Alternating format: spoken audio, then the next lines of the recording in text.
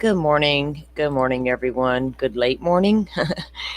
Good a little later start than usual here on our coffee and crime conversations.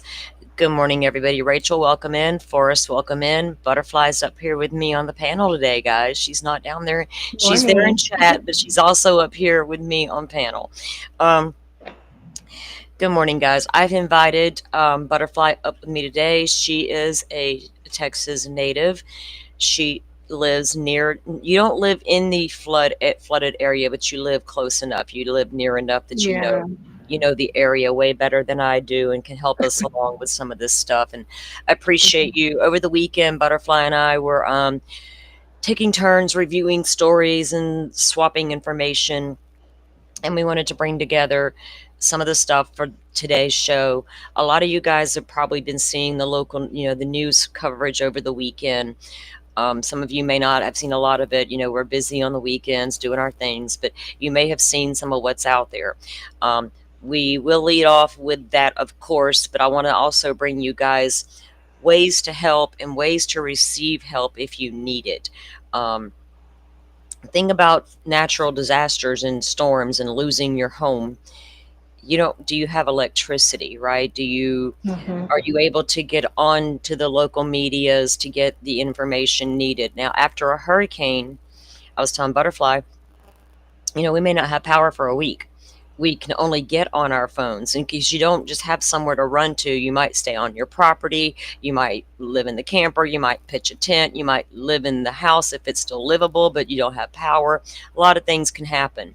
So there's multiple ways to get your information, and getting it to radio, getting it to social media. I think those platforms and going forward will help a lot of people, especially if they can get the information quickly, and Right. get it on your devices. It, it's Yeah. rough after a disaster and you don't have that communication, right? You take it for hmm granted. And so when we lose those things we take for granted, that's when we realize, holy shit, what am I going to do now, right? Right. So, um, give us a little, how's the mood around there, Butterfly? I know it's not great. It's is a Yeah. very heavy tragedy, for everybody to carry. And It is, and take. try not to focus on the negative. Yeah. I can say that as far as response time, Mm-hmm. from what I've seen, heard, it's been awesome. I mean, people helping people, Mm-hmm. um, just response, even response time from, local government, federal government, it's here. So, of course, when it first happens, no one's around. Of course, no one's around Yeah. because just it just occurred. So how everyone responds to it is, that has a lot to do with how people recover. Response is But it's everything. so devastating. Yeah. Yeah. Um, Getting warnings out there, getting people to listen to warnings, that's a whole other thing. Oh, But it yeah, is. I it, mean, it, it, it is, and I know that living in hurricane country. I heard a thing this morning about the warning and the back and forth about that, and then I heard the guy make a statement. Well, they get warning fatigued, right? That mhm. happens here in hurricane country. Here we go again. They're going to tell us this. They're going to warn us of that, and this and that's not going to happen. Well, until it does. Well, I We, mean, I'm guilty of it because I'm guilty. Yep. I'm in the Yep. city. So somebody a few miles down the road, it may Mhm. affect that person.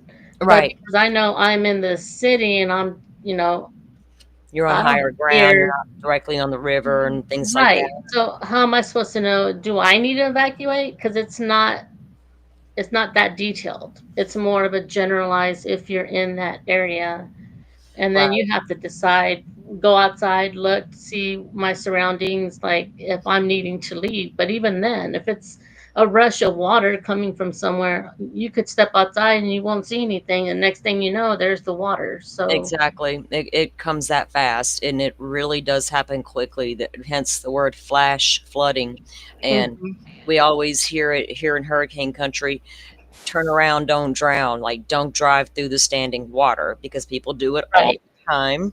They Mhm. can't wait to get out and go sightseeing, and then they do, and they're like, "Oh, I can make it through that water." It doesn't look that deep until it starts to carry your car away, Right. because it has that much power.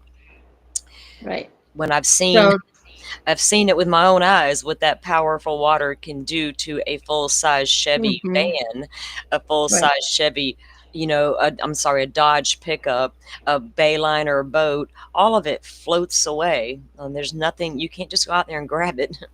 Mm, Mhm. And we took our daughter to work because we didn't know which of the roads around here. Because I mean, you could just go down. The roads are so bad here that a little bit of flooding, you don't know how it's gonna react or whatever. So you don't know, and then you during have all this, no, yeah, and when you have an and unexperienced person out there, mhm, may not be used to traveling in those kinds of conditions, exactly. it could get real sideways real fast, right? Y- And Yeah. So I the said, so for our peace of mind, let us Mhm. take you. And if we can't drive through there, you're just not gonna be able to go. So Yeah, so we did that, and I just can just imagine the people that live on the outer areas having to deal with that, the anxiety of it, like, yeah. and When then you if you're not can't from around here, you don't know which roads are going to be safe or right, and not. can you So, imagine how many people who were there from out of state even, that mm-hmm. were camping For along Fourth the of river? July, Yeah, yep, um, people get into their RVs in the summers, they head out, yep, they go up and down to all the little campgrounds and different things wherever mm-hmm. they've chosen to go that summer. There were probably a It's lot a of out of normal states. thing, Yeah. right? It's a normal thing, I'm sure and it just attracts like a lot of they, locals, but a lot of the yeah. out of state people as well. Mhm. And just like they said, the cell towers aren't great out there. You're not gonna get Yeah, good cell service. So, yeah. I think the main thing for me that's in my opinion is the finger pointing. Mhm. Like right now, to me, it's not the time for that. We're recovering, people need help. All the finger pointing of why did this happen? Of course, it's a natural thought, like what can be done better, but Right, I right. don't feel like right now at this point that that's the time for that. Like, let's get people what they need, resources, and Yeah, then look at that. and then figure out But what that's just my and opinion. it just feels so, it's like here we are again in Texas, right? We remember what happened Hmm. a few, years ago with the big snowstorm and the big freeze out in Right, Texas when the power grids went down, and the little governor just up and hightailed it on out to the beach with, in his private jet. And I saw a right. clip this morning, and I thought, who is that guy standing next to that guy? And I was like, oh shit, that's Fled Cruz again. I hadn't seen. Yeah. I thought he fled and never came back. Mm-mm. I hadn't seen him in so long, girl, because I quit watching politics. Anything to do with politics, Yeah. I just don't care. But what I do care about is if people do get warnings in time. Now, I don't know what Hmm. caused, if there was a failure, what caused it. I'm like you. We'll pay attention to that eventually. But right now, let's get the people the help they need, because here's the thing. Also know that if you live in an area that is prone to natural disasters of some sort, and you Hmm. continue to get these warnings year after year and nothing happens, people do become complacent. And that Right. and when Hurricane Ivan was approaching the Gulf Coast and they were predicting us a category 4, this part of Florida hadn't seen a cat 4. Okay, we've seen cat 3s, 2s, and 1s. We can take it, no big deal. We hadn't seen a cat 4. It began to scale back a little bit, but looks like it might be a 3. But then they kept saying, forget about the wind damage, which you've been taught your entire life. Storm surge is going to be devastating. We're all like, storm surge? You mean the ocean's going to come out and come up on? Yeah, we know. They're like, no, no, no, no. This is different. The way the tide is going to be at the time, the way the currents, everything that was going to come into play to create this level of flooding was in play. We Hmm. still didn't take it to heart. We had never seen it like that. I've seen Right. my area become extremely flooded after rivers crest, days after a hurricane. What you don't see is that water coming in as it's happening and never stops coming, never stops coming, and your whole entire home and everything is coming down around you. But Hmm. as the storm began to approach, I just kept going back into my mind thinking they're talking about this storm surge, and they're really seem to be concerned about it, and they're really pressing this over wind, which is something we have been taught our entire lives in hurricane country to be afraid of, is that wind. The wind is not your enemy in a hurricane. Mm-hmm. It is. But that storm surge is nothing to play around with. But the point is, people didn't listen because they just weren't that familiar with it, and we Right. weren't prepared. And so I know that back in 1987, this happened in the same location, or Mm-hmm. same river, same flooding, same thing, catastrophic. It's happened before. So they know that the area can be prone to it. I don't live there, so I don't know. I've heard different reports. Oh, warnings went out. Oh, they didn't. Oh, yes, they did. Oh, no, they didn't. Oh, the president cut FEMA. And the minute he cuts Yeah. that, we stop warning people. Did it go into effect that damn fast? Like, I'm cutting FEMA today. Y'all aren't getting warnings tomorrow. Was it like that? Not, From what I hear, right? there was warnings, but they don't have the sirens out there. I can't say we don't have them here either in Austin. We don't have sirens here for anything. Yeah, if Okay. you're comparing big cities to, out in the country, but if their cell service is not as good as it is here in town. So I mean Well, that would be a difference the because a TV lot of the notifications go connections. out via I cell think too service. that I know the local reports here and the media reports here before ahead of that hurricane, and they really tried to push how devastating it was going to be. I don't know Hmm. that was the case here. If it was just casual flash flood warnings, or if that was something they're prone to having there during heavy rainfall. Because Hmm. if you get used to certain conditions and certain things happening all your life, you may not expect it to get as bad as it will or did. You know what I mean? And that Well, sometimes you cannot hmm prepare for that. I don't right. care So how many. the next day, our local news did, because they were questioning the judge, and one of the things he did say was, "Oh, we're used to floods around here, but not this bad, to this extreme. Right. But we do have extreme weather." I'm just like, okay, well, that could go both ways. So they, Yeah. I like the complacency you said. Yeah, and I think that it goes on the people have just as much responsibility sometimes as the forecasters do. Forecasters can Mhm. really get the information out there and drive it home, and there's going to be those who don't listen. There's going to be those who absolutely listen. So if it is a breakdown there in some sort of fault, they need to find that fault and fix it, because Mhm. it's not good to put that many people in jeopardy, right? Right. And not take enough precautions, or get them out there quick enough to, like, evacuate campgrounds. Here we have, well, you were just here, but I don't know if you went all the way out there, or to Pensacola Beach, but at the very end of Pensacola Beach, we have an area called Fort Pickens Campground. Very popular Mhm. campground. A lot of people go there. What you can't do is stay there when it rains. They will evacuate Right. the entire campground, because that whole end of the island is going to go underwater. And it might Mhm. mess up your vacation, but guess what? You don't want to be out there, because the road to Fort Pickens is going to buckle every time we have a hurricane, and it's going to wash out sections of the road, and they won't be able to Mhm. get to you unless they get in a boat and get over to the island to get you. So what they do is they evacuate that entire campground ahead of any heavy rainfall we're going to have, because we just know Right. we're going to trap a lot of people out there, and half of them aren't from here, and they will not know what to do. So Yeah. they're really good I about think getting I them think out. what yeah, I think what happened is they weren't expecting that much of a downpour that they got. Right, right. And then you also run into the situation if you don't evacuate too late, then you're still putting people in danger because then there's a whole bunch of people out in the middle of the Yeah, floods. So yeah. And trying Rachel, to get out of it. Rachel's saying that Megan had somebody on her show yesterday who said they did receive warnings, that most of them ignore them. And that's what Butterfly had told me, Mhm. that she saw the warnings go out as well for the area.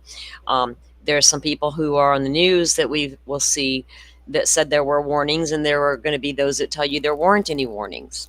Now, were they Mhm. watching the weather updates for the warnings? Are they like I mean, me I and got the like don't the like. Go ahead.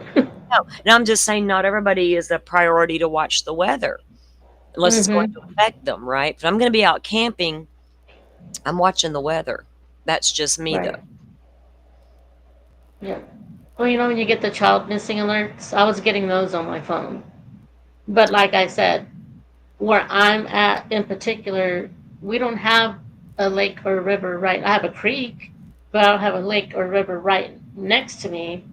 Of course, Right. downtown Austin, there's Ladybird Lake, but we're downstream from everything that's happening. But I was still getting those alerts, like Mhm. the interrupts everything on your phone, the red alerts. Yeah. So, like I said, it's not that detailed to where, oh, at your address, you're Right. going to get flooded. It's not that. It's the area. Right. So, Usually our warnings will indicate those in low-lying areas. mhm, It's up to you to decide or to know if you're in a low-lying area, or mhm, like Rachel said, the floodplain areas. Um, right, Anything along the river where there's campsites, you're gonna be in a floodplain. When the mhm, rivers, when hurricanes fill up these rivers, because it will rain 3 days nonstop. All right, it can rain up to right, 3 days. Um, when these rivers fill and they leave their banks, wow, they're gone. They're gone for mhm, miles and miles and miles, right? You have to take boats to get into some of these communities. Been there, done that. Had to get boats to go in and get our dad one time out of where he lives. Um, it's so much water so fast, right? And if you live anywhere near the rivers, you have to be super aware of it. And when those rivers crest, that's when they finally reach their highest, right? And then they mhm, have to crest before they ever start to recede. And it can take, right, it can recede a lot within minutes, hours, depending on the mhm. rainfall. Then it could take others a lot longer to recede. And then you have more rainfall coming into the area. Yeah, we Which do. is More rain today as well. That's what I heard, and Mhm. that's what's gonna Yeah. make, hamper search and rescue efforts even more than what they already were, right? It's a I mean, lot of people who are missing, a lot of people, we're up to nearly mhm, 100 dead, and you have to find all those people, and there's right. some still unaccounted for, they're not haven't been found Mhm. yet, and then Yep. you have to get. And it's a lot of clay around here, so it doesn't Yeah, just soak I up was all the water. So right, there's a right. lot of runoff everywhere. Yeah, and when you go to search for people and you have massive amounts of debris built up, it could be hard to find the people sometimes. Mhm. Yeah. And Sad. yeah, and then if you live in that area and you just want, say if your loved ones are okay and you're not dealing with the devastation of that loss in the moment, and Mhm. everyone's okay, and you want things to get back to normal, but it's going to be so long before it does, Oh especially if your yeah. home was damaged, right? And to sit Mhm. in that, and to sit with, where do I go next? What do I do? How do Or I swept fix away, this? for that matter. Right? It's so devastating. Um, it can be such a lot to take on and handle and figure out where to go next. And when you feel like nobody cares, nobody's helping, nobody's getting here in time, frustrations can really get out of hand. Mhm. Sometimes people Yep. have more patience than others. Um, is getting that help. And Butterfly mentioned seeing a lot of response in the area already, but a lot of that comes to locals, communities, other areas coming in, other agencies are coming in. People are Mhm. sending donations and supplies. Getting those supplies Yeah. out there into the people and in their hands is so needed and needs to act so quickly. So we're going to show a couple of things here for the locals who may, if you want to help, places you can help, and places you can receive help. We're going to start with the receiving help. I don't do money stuff here on YouTube. I don't do GoFundMe's. I don't do fundraisers. I will direct you to where you guys can go and make donations if you prefer to do so. Mhm. Not And everybody's in also, a position. Go ahead. also look for the press releases. They have a lot of information before, if you are heading out from other locations outside of the area, Hmm. that before you come down to help, because the last thing you want to do is become a victim yourself of the True. area, um, and get in the way of the local people that are there specialized in helping. Yeah, I saw some this morning about they were actually letting, I think there's still like 10 girls unaccounted for from Camp Mystic, Hmm. and they are allowing some of those parents to help with those searches. And normally they don't want Mm, parents out there in case they come yeah. upon the child, their loved one. But Yeah. they are telling people, to, if you see things or if you come across things or if things are happening, just back up and get out of the way and Right. allow them to do their jobs. Of course, I think a lot of people want to dig in and help, but doing the right thing once you help and not and knowing what that right thing is and isn't may not, you don't intentionally do anything wrong. I'm not suggesting Hmm. that, but just play it cool and be careful. And if you do run across something, if you can get somebody over there quickly of authority figures to help out and whatever needs to be done. Um, okay, this first thing I'm going to show you guys now. There's like 450 um, resources in this. This is a Google Drive document. We're going to post the link in the chat to this. There's another FBI agent that runs amok on Twitter, and I don't mean it in a negative way. I call it running amok. This one is not Jacob. This is someone else. She's somebody. Tracy Wild is an ex FBI agent, but she lives in the Texas area. She lives close to this area. I love Tracy. Tracy is nothing like our other FBI person. She posted this and I told her I would share it, and she's like, please share it far and wide. Now, what she's been able to do here is get with people she knows in the area, and they came up with this. Let me share it. I'm not going to go You through. get it? You got I got the it. you got the Yeah. link. Okay, Hmm. she's gonna throw the link for us there in chat in case you guys are in the area, know somebody in the area that needs the mental health resources. And that is what this is. In the wake of the devastating floods, let me make this so I can see it. Hold on. Okay. Okay. In the wake of the devastating floods impacting communities across Texas, this list is created to help families find real, immediate support. Every therapist listed here has confirmed they are currently accepting new clients and actively work with children and families navigating trauma. Each one is committed to offering steady, compassionate care during overwhelming times. You don't have to face this alone. Support is here. And this gives an entire list all around the Austin area, um, out back toward Kerrville. There's Bourne, there's Bryan, Buda, Belvedere, there Corpus Christi, the Dallas. It goes on and on and on. And this is a list of mental health resources. Now, the reason I wanted to drop that first is because I encourage you to go get it if you need it. When you Hmm. if you didn't suffer the loss of a loved one, you still suffer. And those who are dealing with the loss of the loved one are going to need a lot more counseling and stuff in the future. This is if you just lose your home, that can be devastating enough. Just riding through your community for a month to 2 months to 3 months and seeing nothing but devastation as far as the eye could see can be very overwhelming. I know. Hmm. So reach out if you have young children in the area, um, that have suffered through this, and maybe have friends who are missing or lost. Don't be afraid to seek out the community mental health services that are available. um, I think this one also lists all of the insurances that are accepted, um, session fees, numbers to call, and all kinds. And if you Great resource. Yeah, and if you can't afford to go to a resource of this nature, they can probably direct you to the local community services that Hmm. can help. I know we have a big organization here locally that does a lot of that type of work. I'm sure they have that in Austin as well, or in the surrounding area Hmm. of Kerrville there. So anybody on this list, if you can't afford to get the help you need, they can probably direct you to great community resources where you can find that help you need. And again, that was posted on Twitter by Tracy, and I appreciate that for her from her. We wanted to Hmm. make sure we got that out there for you. And like I said, Butterfly has dropped that link for us. You guys know anybody that needs it, share that link far and wide. We do not mind. That's what it's there for. Get the information out there.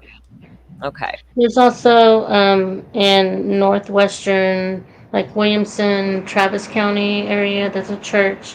There's a local area affected. So I'm gonna drop the link to X for that church and the resources if you need any, or if you're wanting to donate And that is supplies and things like that. in what county was that?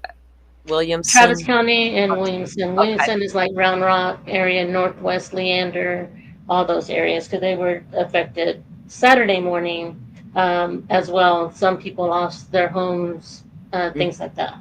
People okay. are missing from that area as well. All right, we'll get that into the chat as well. You guys can grab that link if you need it. Um, welcome in, Miss Woozy and Sirius Black. Welcome in. Good to have you here as well. Welcome in, guys. Good If you morning, guys don't mind, give us a like, share this out. We're going to try to get the information out. We're going to take a look at some of the devastation. We're also going to take a look at some of the surviving victims and some of the stories that are coming out of the area as we try to bring in and share information to help everybody who may want to help or get or who needs to receive help, you know.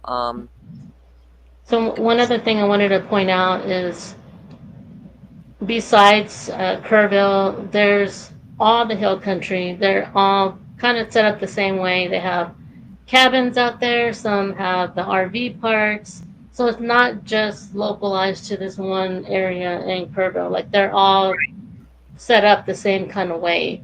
You can go out and rent cabins to stay near the water. So Uh-huh. it could happen anywhere in any of those areas. In So any of it's the areas possible. along the river there Hmm. that flooded out, any of Right. those areas could be washed out. And Yeah, we had a bad flood back in, I think it was 2015, Wimberley area, still hill country. Um, Devastating floods as well. People so lost their when lives. they say hill country, butterflies, I know, you know, Galveston Way and all that's along the Gulf there on the coast. Hmm. And Hmm. so the hill country, is that like where it's slightly hilly? I mean, that's what I'm Yes. picturing. Y'all got like little Yeah. mountain, little hill area. Okay. Hmm. And that terrain is already, you know, you can put in a fishbowl almost. You know what I mean? If you got little Yeah. hills, you got little campsite areas and the little, yeah, Hmm. it can be like a basin. It would fill up a little more. And that's, Yeah. Watering holes, things like that. yeah, So yeah, that I could see that. beautiful area, Mhm. but which is why people are attracted to them. So very sad. Oh, thank you, Sirius. Yeah, Butterfly and I were chatting over the weekend about that, and we saw that there was links and resources out there, and we just want to make sure we get that out there as well. We're going to take a look now at another. I just put the Red Cross number on the screen for you guys. That is the 1-800 number. Now, I will tell you this. I have dealt head on with FEMA. I've dealt head on with the American Red Cross. I got immediate help from the American Red Cross. I got a big ass runaround from FEMA. I got weeks and Mhm. weeks and weeks of freaking documents and paperwork and bullshit to get a FEMA trailer that was barely Yeah. livable, okay? Barely You're gonna get livable, help. but The it was You're there. gonna get help the fastest locally here from your churches. Yep. HEB is our biggest grocery store here in Texas. The minute something happens, they are deploying their people to So they have provide response team, everything. Things. right? Yeah. I know that they have a big response team. This Hmm. grocery store you're talking about, they have several semis, and they even have a Yes. big portable kitchen, and those are the kind of resources we like to see here as well. After and Mhm. a lot, the first 70, we have a thing in hurricane country. The first 72 are on you. It means nobody's coming to help you for the first 72 hours. We may not even be able to get to you, right? So you really are on your own. The community goes in and helps each other. But these Mhm. churches are there, right there, open doors. Now, we were getting a lot of donations brought in. So you have to imagine if you have a home standing, but you got to clean that house out now. Well, hell, where's my broom? Where's my mop? Where's my rake? Well, I Yeah. can't tell you where any of that's at because it all washed away. You go down the road to one of those local churches and you'll find all that stuff. Mhm. I was shocked at what we were able to get from the churches just to go back to the what was left of the home and do cleanup. Um, from brooms to mops to buckets to cleaning supplies, all of that. And so it goes well beyond just water and non-perishables. And of course, the baby items are always welcomed because who doesn't want to get stuck in a bad situation and not have a damn bag of diapers or a pack of baby wipes? Mhm. And, Yeah. jar of food, some formula in your house is what? You can't just run back inside and grab that stuff. And if you weren't Mhm. prepared to leave in the middle of the night because you might be flooded, you may not have had a time to get what I call my shit and get bag, um, Right. which I Yeah, prefer. we love our HEB around here. They are very resourceful. Yeah. So check out I would recommend if you're in the area in any one of the multiple counties, if watch your local media, obviously, to get as Mhm. much updates as you can. But if not, reach out to your local churches. A lot of times you just ride by them and you'll see, oh, I didn't even know they were doing anything at that church, but look, they got everything.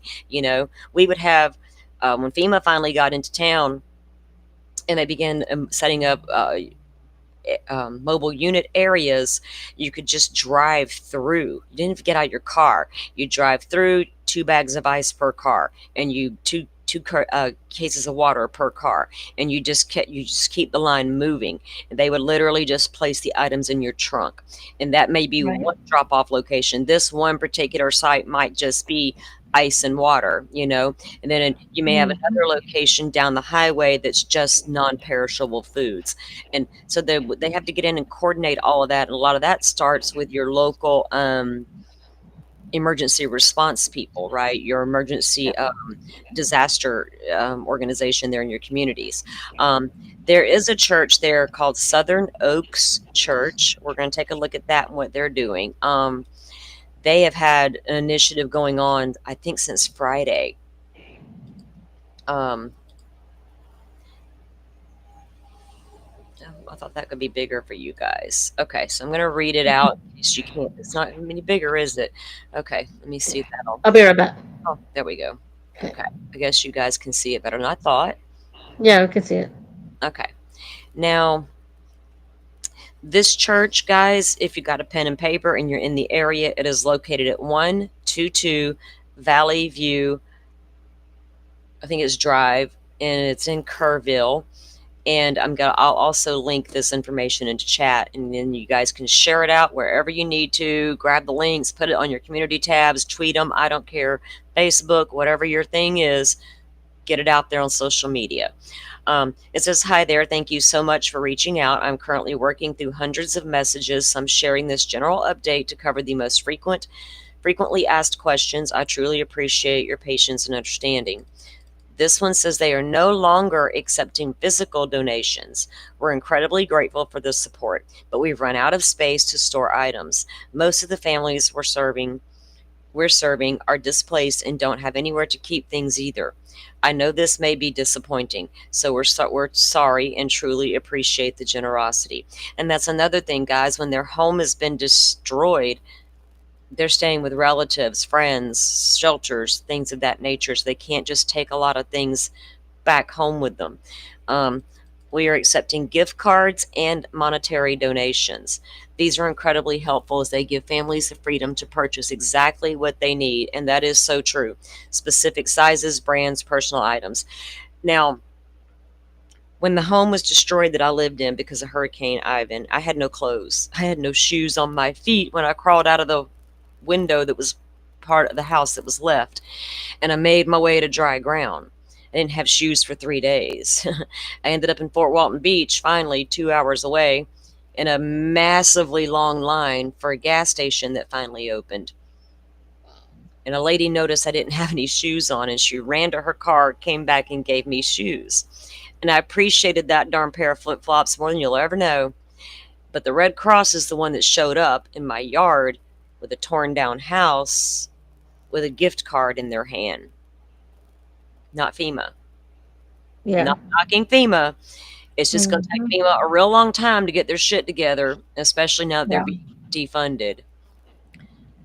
But I'll save that rant for another day because I don't think FEMA should be defunded. I think FEMA should have been the agency it was meant to be all along and not a mask for politicians to hide behind. And I'm going to leave it at Yeah. that because living in a ravaged area, I got no time for Republicans or Democrats when it comes to this kind of shit. I honestly don't. They need me to run FEMA, Hmm. and maybe I should go run FEMA because I could teach them a thing or two. Right. Let me show y'all how it sits to feel. How it It's feels to sit in a parking lot for 2 freaking hours and argue with a bitch on the phone. yeah. It's been broken for a long time as far as response time goes. It's But not really even their fault. It's the funding. It's the red tape involved. It's a bunch of bullshit. Call the Red Cross number on the screen. Tell them your mhm. needs. They will, they will go through the process with you and they will get to you as quickly as you can. But the key is getting into that phone call early. I know that as a hurricane person, I, it was driven home to me. Call that 1-800 number and call it first. So that was literally the first thing I did, not knowing that I would ever need them. I never thought in a million years I would need the Red Cross for anything. Hmm. I was, And anyway, yeah, the fastest response is going to be local. If you think about it, when it comes to the government, everything runs slower. Believe me, I worked for the yeah, government before, so I know it's always going to be your local, your yeah. peers, people around you, Always state. be. Yeah, you got the guys coming from down the road with a chainsaw to cut the trees out of the way so everybody can get out. Hmm. So the gift cards and money would be great because I know getting handed a gift card to be able to, and I'm tiny, so it's like I can just take everybody's clothes. I have Right. to go buy clothes just to fit me. It's a ridiculous struggle and it's real. But anyway, to go get the things you need. Like I wasn't concerned about going and replacing a TV and da bullshit. Right. I had no house to put a TV in. I needed clothes. I needed them now. So that gift card in my hand that day was a godsend, right? So, Hmm. but here is a link also embedded in here. I'm going to grab this entire article and drop the link in here for you guys. And within that, you can go and when you click it, okay, it's not going to take you to it because I don't know why when the screen is up, if I click something, it doesn't take you guys to see what I'm looking at. But it's a way to donate to the church directly from that link. So that will be in there. Now let me, and then One thing. um, volunteer needs are changing quickly. We post updates regularly on our Facebook page. You can check our current page here, and there's a link in there to their Facebook page. Then there's a link about who they are as a church. And so let me get this in there, Butterfly, and you can go ahead if you got something to say. You want to share? Yeah, I just want to note one thing, and I'm sure we all know here because true crime and all, but somebody needs to hear it. Be aware of who you're donating to. Be very careful. Just from what we've heard, lots of scammers. They jump on the first, crisis that's happening. I think in one of the press releases or pressers that they did, uh, their scammers calling out to families saying we have your child trying to get money from them. It's disgusting. Okay, But that's bullshit. yeah, you need to protect yourself. Yeah. It's Um, disgusting and it infuriates me. it makes me sick. I know that happens because local missing girl here, her mother would get the oddest messages. We know where your daughter's at, but you got to pay me for the information. And they're already Hmm. doing and that's missing persons cases. You're telling me they're doing it here already? Yeah. Yep. They were That doing it to the Ladybird Lake people that were yeah, missing, that were found, that they were doing that to those people as well. So I just want everyone to be informed and just be careful who you're yeah, giving to. yeah. Make sure it's a legitimate Mhm. um, resource. So when yeah, if you get anytime you have a loved one missing or just usually it's missing, for some reason they Hmm. will and they will troll these Facebook groups, right? And they'll get the missing person's information from these Facebook groups that promote missing persons, and then they contact the families and claim to either have the person or have significant information, but you got to pay me. But Or they start GoFundMe's on behalf of the right, families. That, yeah, yeah, fake which is why I'm saying be careful what you're yeah, and I'm not that's why doing. I'm only putting out, like, the Red Cross, Salvation Army, and these Hmm. churches. Like, I Yep. made sure I went to their websites, I was trying to make sure these are legit, Hmm. because when you go and you type into Google ways to help, oh boy, the .org, Yeah. they're everywhere, and I don't trust all them Hmm. .orgs. I don't trust just because Exactly. you got a dot something behind your name doesn't mean I trust you, right? Hmm. We have trust issues over here at Salty Sleuth Investigates. So Yeah, exactly. Which is why I mentioned that. And I know what you put out is good, but there's so much out there. there You know, is, people girl. on X, uh, People don't realize even it. other creators are out there grifting on. You know, so just be careful. Oh, girl, those grifters are never going to stop. I can't Mm-mm. wrap my head around that Yeah. that level of insanity. I'm just going to call it what it is. If you are a freaking straight up grifter, you're a monster, and you know it, and you're just like the Hmm. coworkers of the world at that point. Ah, Well, we're out here oh, let's helping, grab and it they're not home. helping. All they're doing is filming. All right, They're let me not try really to get doing this. anything. Let me get this link. Is it going to let me have my link here? Okay. Southern Oaks Church. Let me get this. I meant to drop this into the chat. No, I don't want Google Lens. What are you doing? I want this link. There we go. Hey, Vixie, Won't let me. welcome in. Hey, Vixie. Good to see you. Okay, let me grab it this way because it's not cooperating as usual. Okay, so this one was going to be for Southern Oaks Church, guys. Now, they aren't, like I said, they're not taking deliveries. They aren't taking any more donations directly at the church because they seem to be full, but they will still take monetary donations. So let me get this copy link. Okay, should work now. And remember, if you guys can't, help personally, I understand that. Share the links out. Share them on your socials, and however you choose to do that. And just like Definitely. missing persons, like at the height of we were trying to get the word out, like Sebastian Rogers, use your social medias, right? Because not everybody's on mainstream media. All right, guys, I'm trying to see if this link is going to paste in here properly. Did it work? Yeah. Yes. Well, okay. Mhm. Once you click it, it takes you to their different their links, their Facebook, they have a YouTube. Okay. Anyway, you'll be able to find the church that we were just speaking of, Southern Oaks Church, located at 122 Valley View in Kerrville, Texas. That is their information. Like I said, we just read they are full from donations, nowhere else to put them, but they will still take monetary donations and gift cards. So you guys go over and check that out if that's something you feel inclined to do. If not, at least share the information out. Um, so I'm going to take that one off my list. I think that one took you to the Google page, but I picked up the actual Okay, for the cool. like Thank to the you. one you were reading. Yeah. Thank you, ma'am. Welcome. I appreciate you. Hey, Joe Schmo. Morning, Welcome. Joe. Joe, I sent you something on DM, something that we were just literally talking about, working on. Boom. New information. You got to go check out what I sent you. We got to have a conversation, my man. All right, guys. Joe Oh.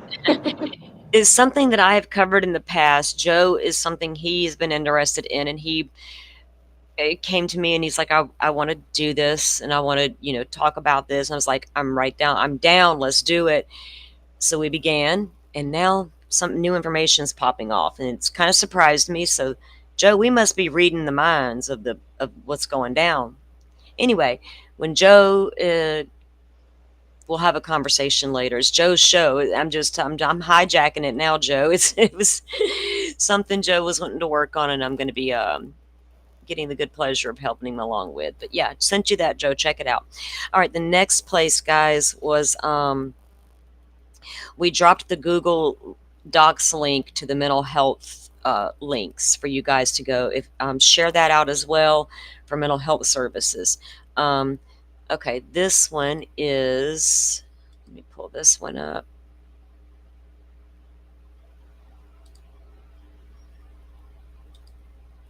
Now this one, I believe. Let's see.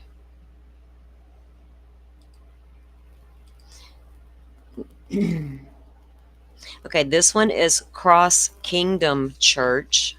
It is also local there. This one, I believe, is located at 3044 Junction Highway in Kerrville. All right. Cross Kingdom Church, located on Junction Highway at Goat Creek Cutoff, has been serving as a donation site for disaster relief and has collected substantial quantities of non-perishable food, clothing, toiletries, blankets, and water. So this will be a great resource to go and receive help if you need it in the area. A flood relief donation center has reached maximum capacity with supplies. That is the second time we've heard that, guys. So that's really good news that the second church that we reviewed have reached their maximum capacity on the donations. They're now focusing efforts on distributing the items to those affected by the historic flooding. And also, if you own a small business in the area, maybe reach out and become a distribution center, right? That you could immobilize in your parking lot and take some of the donations down there and maybe hand out. That way they can get these distribution areas around town. Just getting to them may be a hard thing to do if the highways and roadways are buckled and sections are missing, right? Just getting there can be a pain in the ass sometimes. I know that from experience too. Cross Kingdom Church, located on Junction Highway at Goat Creek Cutoff, has been serving as a donation site for disaster relief and has collected substantial quantities of the non-perishable foods, clothing, toiletries, and blankets. Okay. Kylie Seifert, coordinating efforts at the church, said the center is no longer accepting donations due to space constraints, but is encouraging flood victims and those in need to visit the location to gather necessary supplies. So again, this is Cross Kingdom Church in Kerrville. If you guys know anybody in the area that needs the help, get this information to them. You guys get it out on your socials. We'll drop the link in just a sec. The church is among several organizations mobilizing to assist residents displaced or affected by Friday's catastrophic flooding that has killed 27 people and left 38 missing. Other relief efforts include the Community Foundation of Texas Hill Country's Kerr County Flood Relief Fund and Southern Baptist of Texas Convention Disaster Relief, which is providing meals and shelter through First Baptist Church of Kerrville. When you're standing on your property and you're trying to clean up and collect what's left of your shit, to have a truck come down the road bringing you a hot meal and you didn't expect it, oh my God, y'all, it might be one of the best meals you've had in a really long time. And it's you want to stand there and scream thank you to whoever provided that meal. So if you guys can donate through these organizations, do so, but get the information out there for those who need it. That's really the whole takeaway. For those seeking supplies, Cross Kingdom Church is located on Junction Highway at the Goat Creek Cutoff intersection. I just shared the link. Thank you. I see that. My girl is on it. I appreciate you, honey. All right, guys. So there's your information and your link on Cross Kingdom Church. There's a tool. Let's see if I can pull it up. Wait. I got it saved. Hold on. It's for Texans. And I already shared the link for the one on X for Round Mountain area Okay. Baptist Church. So Oh, I shared that great. one. Great, great, great. Thank you. All right, guys. So Hmm. we're dropping, if we can find information like that's, taking donations or giving the donations, we're trying to help with that and get the information out there. Like I said, if there's a lot of damage in the area, there may be so many people who don't have electricity, and if they can get a phone signal and they got their, go crank because let me tell you, there's ways to get your stuff done. I've been without power for over a week before during a hurricane. Crank the car, you sit in, you get the air conditioning, and you charge your phone. That's the only thing you can do. Don't gripe about it. Well, you can, but it just makes it worse, in my opinion. So I just have to roll Yeah. with it. I know I have a routine for when the power's out during hurricanes, even down to how to stay cool and take a bath. Okay. Um, it sucks, but you got to do what you got to do sometimes. You resort to your caveman era. Don't be too much of a prissy pot because you won't survive. Right. You just won't. You're going to wish you had some survivalist instincts in you. But Yeah, 'cause it's not glamping. know what? Right, but take care of the ones who don't. My mama always said, "Don't make fun of them, honey. Sometimes you got to hold their hand." And that's what you were Yeah. meant to do. Sometimes you're meant to be the hand holder, and sometimes you're meant to be the one who need the hand held. So try to be both, right? We always, and y'all, it's a long walk to try to be both sometimes when you got the devil on one shoulder and the angel on the other, and you're back and forth at all times. But Right. I think most of us are good-natured people, and this community is good-hearted people, and we just, get the help if you need it. So getting these links out there is important. Let me this one I was about to tell you guys about. Let's see. So this is an article I came across. I think it was Saturday. I did a lot of reading on Saturday, and I dove headfirst accidentally. Well, I can't say it was accidentally because I got bored for a moment. No, I can't. Okay, let me hold up. I have a lot of emotions that go on Saturdays. I get bored. I get, oh, that's too heavy. Let me get out of this rabbit hole for a minute. Yeah. I'm in like 50 different things on a Saturday at any given time. I jumped in a little more to that Lori Vallow appeal in Idaho. Oh Lord. Man, I need to pick this apart live with my people. That show's coming. Holy shit. All right, so I was reading this article and it had a lot of good information in it. And this is where I got some of the information on the jumpstart on some of the donation stuff we talked about.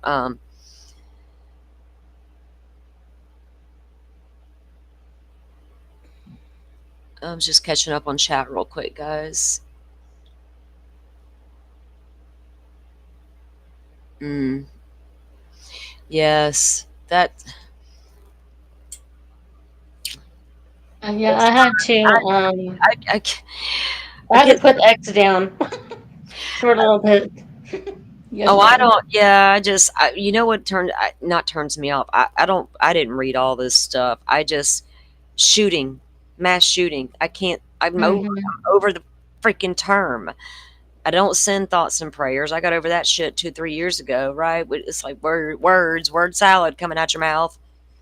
It's like it's Yeah. so devastating. It's ridiculous. And then some of the dumb rumors that got attached to that coming out of the Koberger. I mean, people are stupid. I can't get started on the Mhm. Koberger shit right now because I will not shut up because I've seen some ridiculous stuff. Oh my god.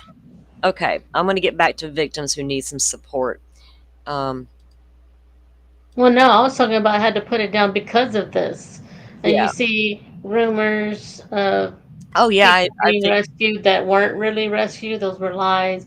All the negative stuff I had enough of. I was just Oh like, yeah. we just need to just. Just don't Mm. even read it like I do, girl. Just scroll. It's like, Yeah.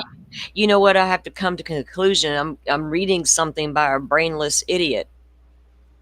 So Yeah. am I going to allow a brainless idiot that I've concluded is a brainless idiot take up Hmm. my good energy space? No, because True. they're, if they were an intelligent person with an intelligent thing to say, I might can Yeah. have a conversation. But when it's Hmm. dumb shit, man, come on. Yeah. I can run back to YouTube and turn on some trailer park shit and watch that. Okay. Thank you, Vixie. Thank you, Appreciate it. Dixie. I appreciate you. That's what it's all about, hon. So thank you, thank you, thank you, guys. Well, Mhm. again, your all your socials, wherever you do your social media and at, whether it's YouTube, Facebook, Twitter, groups you're in, wherever, get it out there. So this is from an article that I read over the weekend, and it's going to have information here about the Salvation Army as well. Okay, so an Austin based nonprofit specializing in emergency response has deployed swiftwater rescue teams. And when I read that, I was like, hats off to the swiftwater rescue teams, because here in my Mhm. we have we're home to the world's largest Air Force base. It might be second now, but I think it's still first. They do swiftwater Army Ranger training here because we have some very swift rivers. They're known because they're so swift. And that's where they come here and do their swiftwater training. Um, in the 70s, tragically, we lost some of these rangers. And there's a spot on the river now that you can only get to by boat. And when you get down there, there's some bleachers, old bleachers, and that's where those Army Rangers passed at. And a lot of them died of hypothermia, extensive training they were undergoing. Changes were implemented into the U.S. military after that. But I grew up watching swift water rescue training occurring on the Shoal River, and I always think about that when I read something like that. So hats off to those guys, because when you're trying to go up a raging river, it's hard. Swiftwater rescue teams, boats, drones, and search dogs to aid in the search for the missing. The group is aiming to raise $100,000 to sustain its efforts, and donations can be made online. Here, there's a link there. I clicked it. I went and checked the place out, but I wasn't going to really promote the link because I don't know much about the team. You know, do you know more about them than I do, Butterfly? No, Okay. but I did put their link there. Yeah, put the link. You guys go and do your own research, check them out. If you Mhm. feel like everything is, I don't think they would put them in the article if they weren't a legit search and rescue company, Yeah. but they are asking for donations to sustain their efforts. And I understand that, but that's going to be something you guys choose to do on your own. Like I said, I don't get involved in all that money shit on the YouTubes. Bad things can happen and people misconstrue things, and I just don't link up to it. But what I will do is give out numbers to national organizations and churches, things like that. The Salvation Army's Croc Center in Kerrville is collecting the non-perishable foods, diapers, and cleaning items like bleach, trash bags, brooms, and shovels. Remember, I spoke about those items in the beginning about how if you do have a home left but you can't find your broom, you don't think about that until you go to grab it and it's no longer there. You need trash bags to get this debris up. There's no trash bags. So all that stuff is so welcomed. They can be dropped off at Social Services Office located at 855 Hayes Street in Kerrville. I'll drop this link in a moment into the chat for this article. So that's the Salvation Army. I guess there's a Croc Center in Kerrville. Is that like a civic center type thing, Butterfly? Do you know? I don't know, but I know. I mean, I'm aware of Salvation Army, so I'll look it up. Yeah, it's got to be like the Croc Center must be like a big convention center there. Probably. Yeah, so that's at 855 Hayes Street in Kerrville for donations of things like bleach, trash bags, brooms, and shovels, cleaning all cleaning supplies. I would say any baby items other than diapers as well. Um, all that, Yeah, I found it. And don't forget the little ones, the toddlers, and the preschoolers and the school age, the snacks for the little guys as Mhm. well. Toddlers, that little preschool to toddler to preschool age snacks and things of that nature.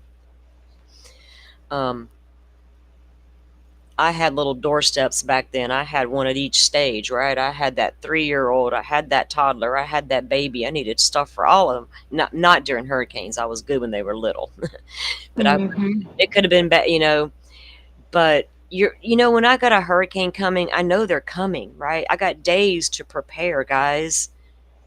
Literally, I got up to a week to prepare if I want to. Yeah. I'm not that last minute person because there's not going to be anything left. So I stay prepared as I can for the most part and then get what I need as needed, getting closer to hurricane season. But here Mhm. you get flash flood warnings. Say everything went down as planned and the flash flood warnings went out, but it was still way worse than anticipated because that can happen. Mhm. Just like And I these. think some of these went out overnight. So if you don't have Yeah. your phone, Well, if you're you're not not going to get prepared, them. right, you don't have supplies ready to go in case you got to go or in case you need to get to a shelter like I would for a hurricane. I've Mhm. got stuff. Now, Ivan was Well, I can't different. tell you. Well, Yeah, Ivan I never can't tell went you how through many that. times I've Yeah, go ahead. gotten some in the middle of the night and just go to bed. You don't think second, Yeah. don't think about it again. No, right. You think you're like, well, I'm safe. It's never flooded here. Right. That's how I gauged the damn hurricane. I'm safe. Mhm. The water never got up past there, right? Even during the worst hurricane, the biggest hurricane, the strongest wind hurricane we had, the water Mhm. didn't come past right there. Well, guess what? That didn't matter when it came Mhm. time for storm surge. It's like the water said, hold my beer to the wind, right? It's like, fuck you, wind, here I come, let me show y'all. So, and I saw people standing in their homes where the watermarks, you can see how clear, and you could see that in our home on the walls that we're standing. Insurance Yeah. guy come in, well, the water went to here, but from here up was wind, you got to file two different, like, dude, get out of here. That's the kind of stuff these people are now going to face. Were they even in a Mhm. floodplain? Were they in a flood zone? Did they have the proper insurance? Were they required to have flood insurance and didn't know it? Yeah, there's Mhm. gonna be a whole lot of what ifs and ramifications that come from this, and so those who lost homes have to decide now, do I rebuild? Do I move? Do I stay where I've always known? Will it ever Yep. happen again? And I saw Joe mention the one of the local fire departments there. I saw a video um, where I think they were taking actually supplies to the fire department because they were flooded out as well, and it showed like after the water receded, like how high the water had gotten.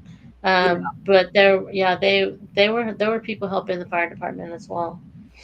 yeah, good. I believe that, and especially the a lot of we rely a lot on local volunteer fire departments, right? Mm-hmm.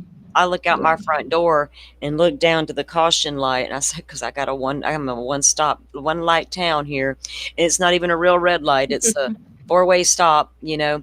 But right there on the Oh, corner sits that little old volunteer fire department, right? It yeah. it's right there, and so it's comforting to have it right there. But Mm-hmm. yeah, that's who, and those are your local people, Yeah. right? Your firemen and your volunteer firemen, your EMS workers, your police officers, they're your neighbors. Yep. May not be your friend, but they're your neighbor, right? Mm-hmm. If you are impacted by a natural disaster, government services and community resources are available to help you with recovery. Organizations like the American Red Cross and the Salvation Army. We'll take a look at the Salvation Army's website in just a moment, guys, and get that number out there. And local volunteer organizations can help you find food, shelter, and supplies. Now, my experience, Salvation Army always wanted 1,000 more questions than the Red Cross. I hate to overwhelm the Red Cross, but a lot of people I feel like donate more to the Red Cross than they do the Salvation Army. I just know locally I've had better luck during a disaster dealing with the Red Cross. I couldn't tell you what Salvation Army really does because I never followed through with that. You know, I don't feel like here, and I'm that person, even though I had devastation, I wasn't going to go to every agency I get my hands on, right? Like I wasn't going to make the rounds. I just went to the Red Cross and then I waited on FEMA, and that's what I did. But y'all do you. But I can tell you this as well: people who didn't receive any damage, not one drop of water inside their home, were filing claims as if they did and were getting away with it because the resources weren't on the ground to go verify what you told them. Mm-hmm. And that's what happens every single time in every Every single single time. disaster, Every single no time. matter where. I was When livid they're because taking away resources from people that need it. Mhm. Yeah. I knew somebody who did it. When I found out, I was freaking livid. already suffering through PTSD over that shit. Oh Lordy, y'all Yeah. don't do it. Don't do it. Yeah. Okay. Exactly. And local volunteer organizations can help you find food, shelter, and supplies, as well as assist you with cleanup efforts. Texas Health and Human Services is responsible for coordinating efforts to help Texans in need immediately after a widespread emergency. After a disaster, a state's governor can issue a disaster declaration asking the president to declare an emergency or major disaster, which can free up federal funds to help those affected. The Federal Emergency Management Agency will ride in and save you. No, I just put that part in. I couldn't help it. Federal Emergency Management Agency provides disaster assistance in these situations. Now, I saw the president say this morning, since they wanted to bring him up, he said this morning that we'll talk about FEMA later and me shutting FEMA down later. Right now, they are there and they got a job to do. For what, like a month? Didn't I hear last time we had a disaster they didn't show up? Before applying, Yeah, and that was I don't know. different I ignored administration it because I too. was I pissed. don't know. Yeah. I ignored it because I was mad. Maybe I need to stick my nose right back in their business, especially since I'm in hurricane season. Here I come, FEMA. Don't piss. That's going to be the one thing to get me back into politics. Are you serious? Oh my God. Yeah, I don't know if Don't it. make I me mean, I rant. I know feel like maybe it's I should rant. I felt like in a mood all weekend. Like I need to cuss something out. Where's Stearns at? Let's do a Stearns story. right. Okay. Oh, I'll help you. You know I'll be cussing that dude. I'll be F word every other word. I'll be demonetized and won't even give a shit. I'll go demonetize it Hopefully myself it's before it starts. How about that? Then I ain't gotta worry about that shit. Okay. hopefully Stop. it's reorganization and not defunding. So I don't know. Uh, I heard they're shutting it down, but not today. Right now they're Yeah. helping. Before applying for assistance from FEMA, insured Texans should first file claims through their existing policies. People cannot receive. It's a joke. It's a freaking joke, and y'all, they know it. The government and the person writing this article knows that right there, that whole line. Before applying for assistance from FEMA, go to your insurance companies. You know, those people you pay all that money to that's going to be there for you. People It's gonna cannot, deny you. we can't even get the hurricane coverage here in Florida half the time. You don't even have, y'all don't even know. How can you do that to Floridians in hurricane country? Like, we didn't ask for the damn Mhm. hurricanes. We didn't ask to be born Right. here. Shit. People cannot receive disaster and insurance assistance for same damages. Yes, you can. Whatever your insurance doesn't pay out on, you can also turn around and file a FEMA claim for later. And well, they're going under, so never mind. Doing so would be considered insurance fraud according to FEMA. Not if they know about it. If you need to file an insurance claim before your home or property was damaged, call your insurance company to report the damages and be ready to answer questions about how you were impacted. Be sure to take photos and videos to submit to insurance or FEMA and document damages for your records. Whose post you talking about, Joe, at 104? Who had a post? What'd he say? Oh, it's for the fire department there The fire department who's raising money for them for for the. financial donations to help the fire department there. Oh, okay, cool. And what county is that in? Do we know? Okay. Joe, do you want to come join us and hang out? Okay. If you need help, okay, wait. Center Point Volunteer Fire Department. Oh, okay, that makes sense because there was a lot. Mhm. We're gonna watch some clips here in a few minutes in Center Point. I was watching that live news guy we watch from time to time who covers news and weather and whatnot, and something was happening in the Center Point area while he was live, and they ended up taking 2 bodies out of there, and I think that's what was going on while he was live, and the commotion that was happening and things that were Uh, happening at that point in time. Uh, mm, there's a lot of there's some yeah. good survivor stories coming out, but they're also sad at the same time. So anyway, if you need help quickly, you can ask your insurance company about an advance payment if you're unable to live in your home after the disaster because of extensive damage. Most policies will cover some housing costs. Here's the thing. After Hurricane Ivan come along and destroyed a lot of our inventory, we had no inventory. A lot of Mm-hmm. people suddenly needed a place to live.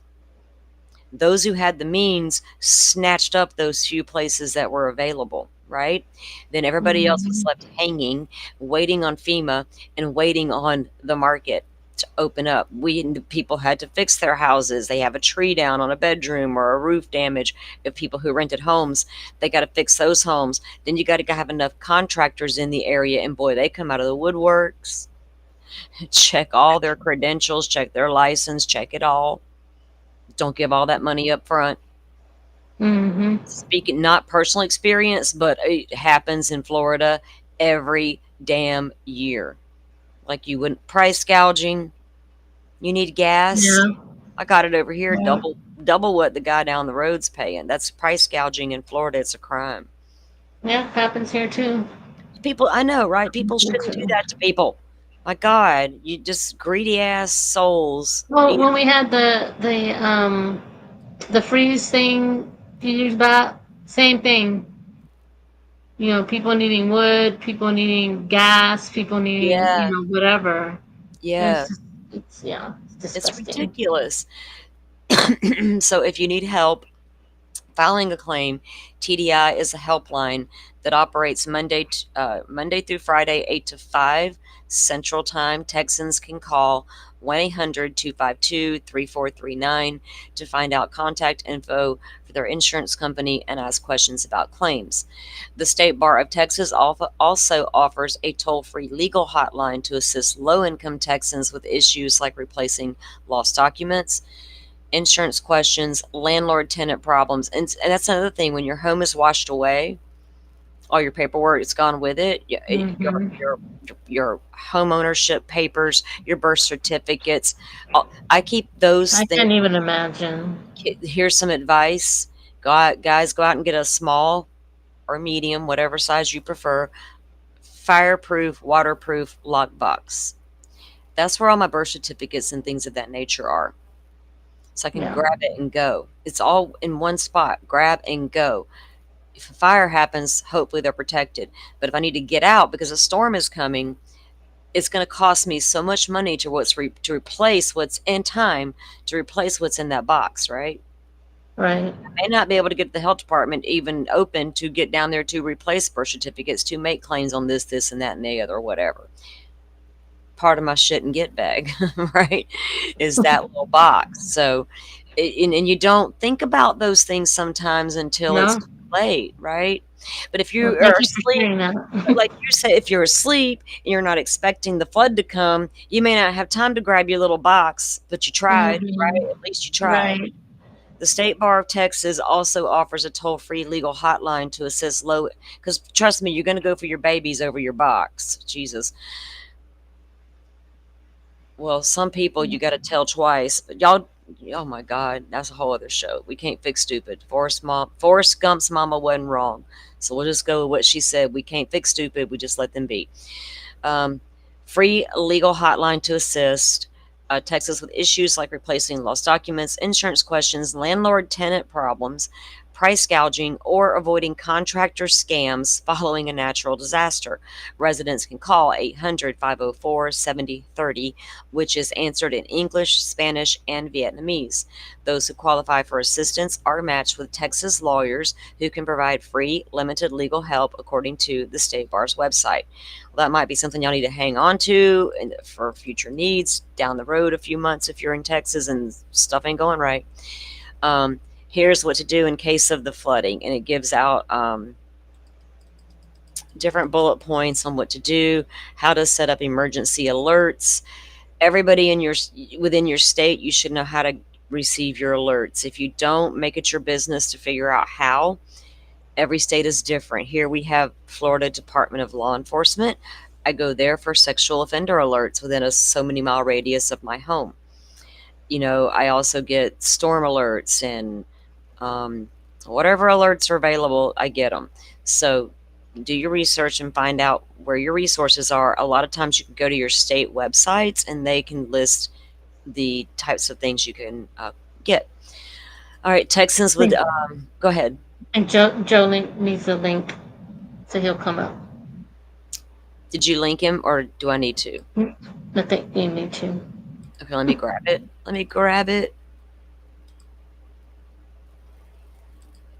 Okay, one moment, Joe. I'll come right back to that, guys. I'm going to just drop that link in for you guys because of the information that's in there. Let me grab Joe a link real quick, or send Joe a link really quick. Okay. It is so quiet around my house today. Everybody's gone. They ended up being home all weekend, and I was like, I love y'all, but I thought my daughter had a 12-hour schedule today. She's off, but she just left for a little while, so oh, she don't bother me anymore. So yeah.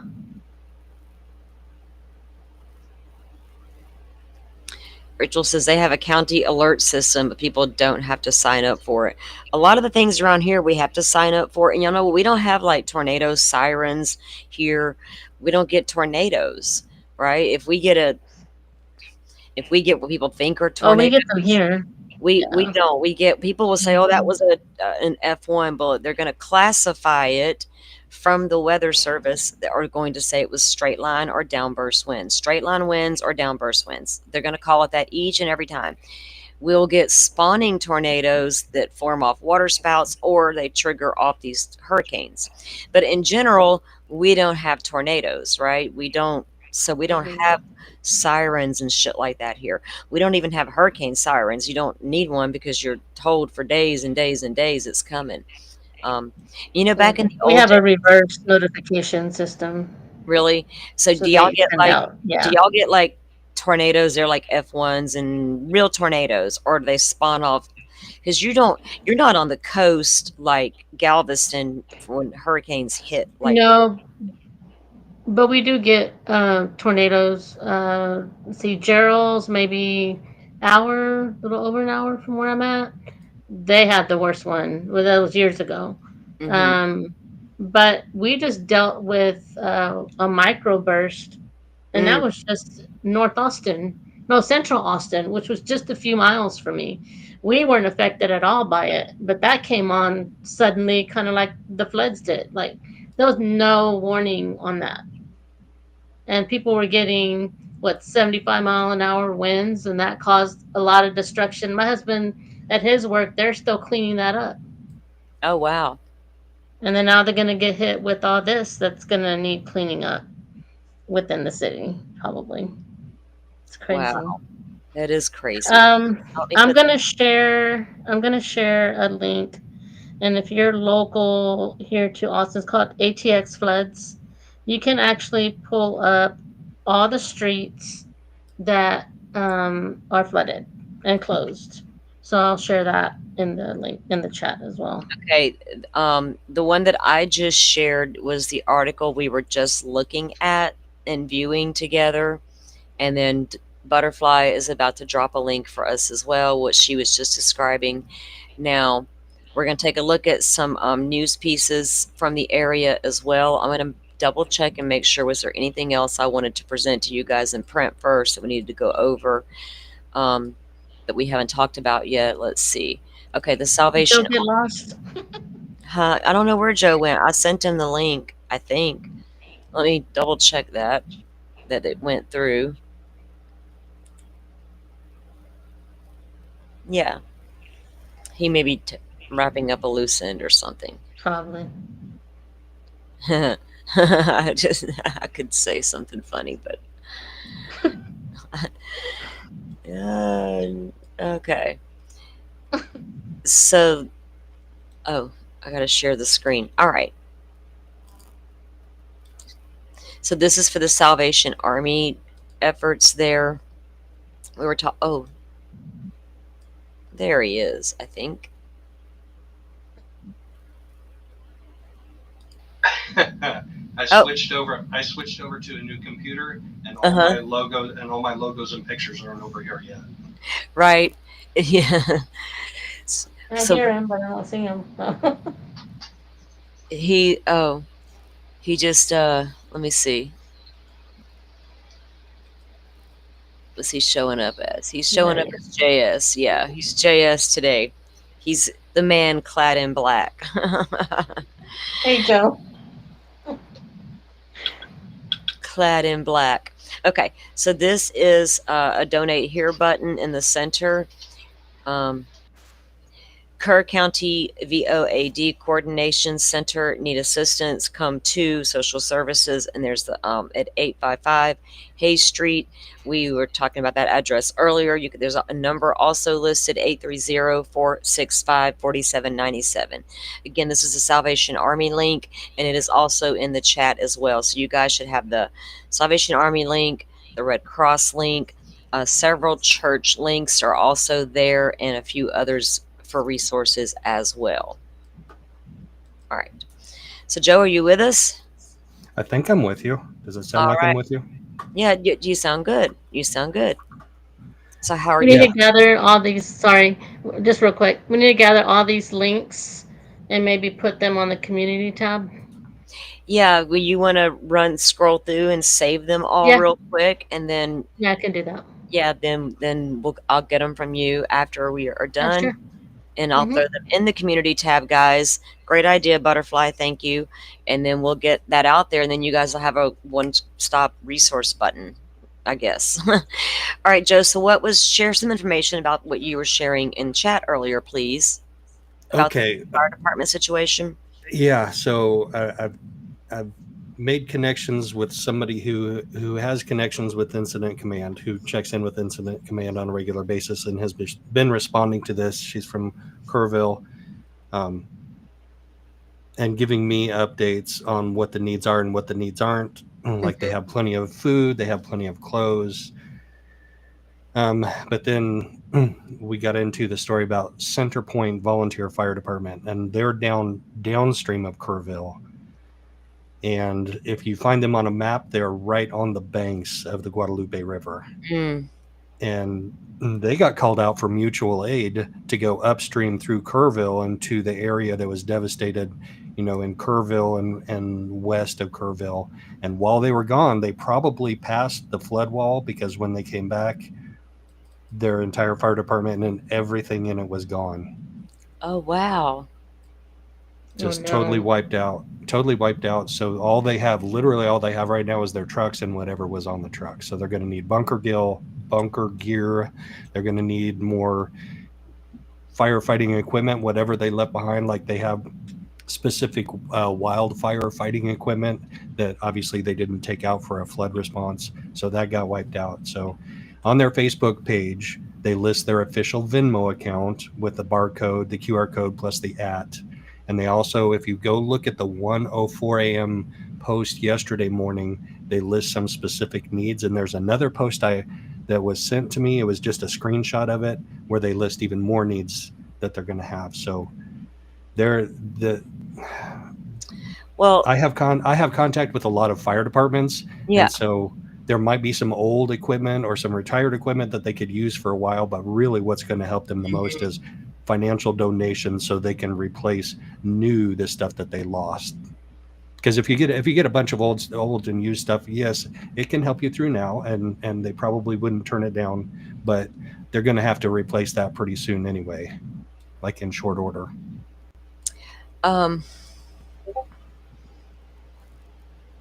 That's crazy, because the whole town, being devastated like that, but then to have that resource gone as well, right? And now they have to start over, and the money to fund that type of thing, plus all the other things that need to be funded, it can be overwhelming to an area, to a city, to a community.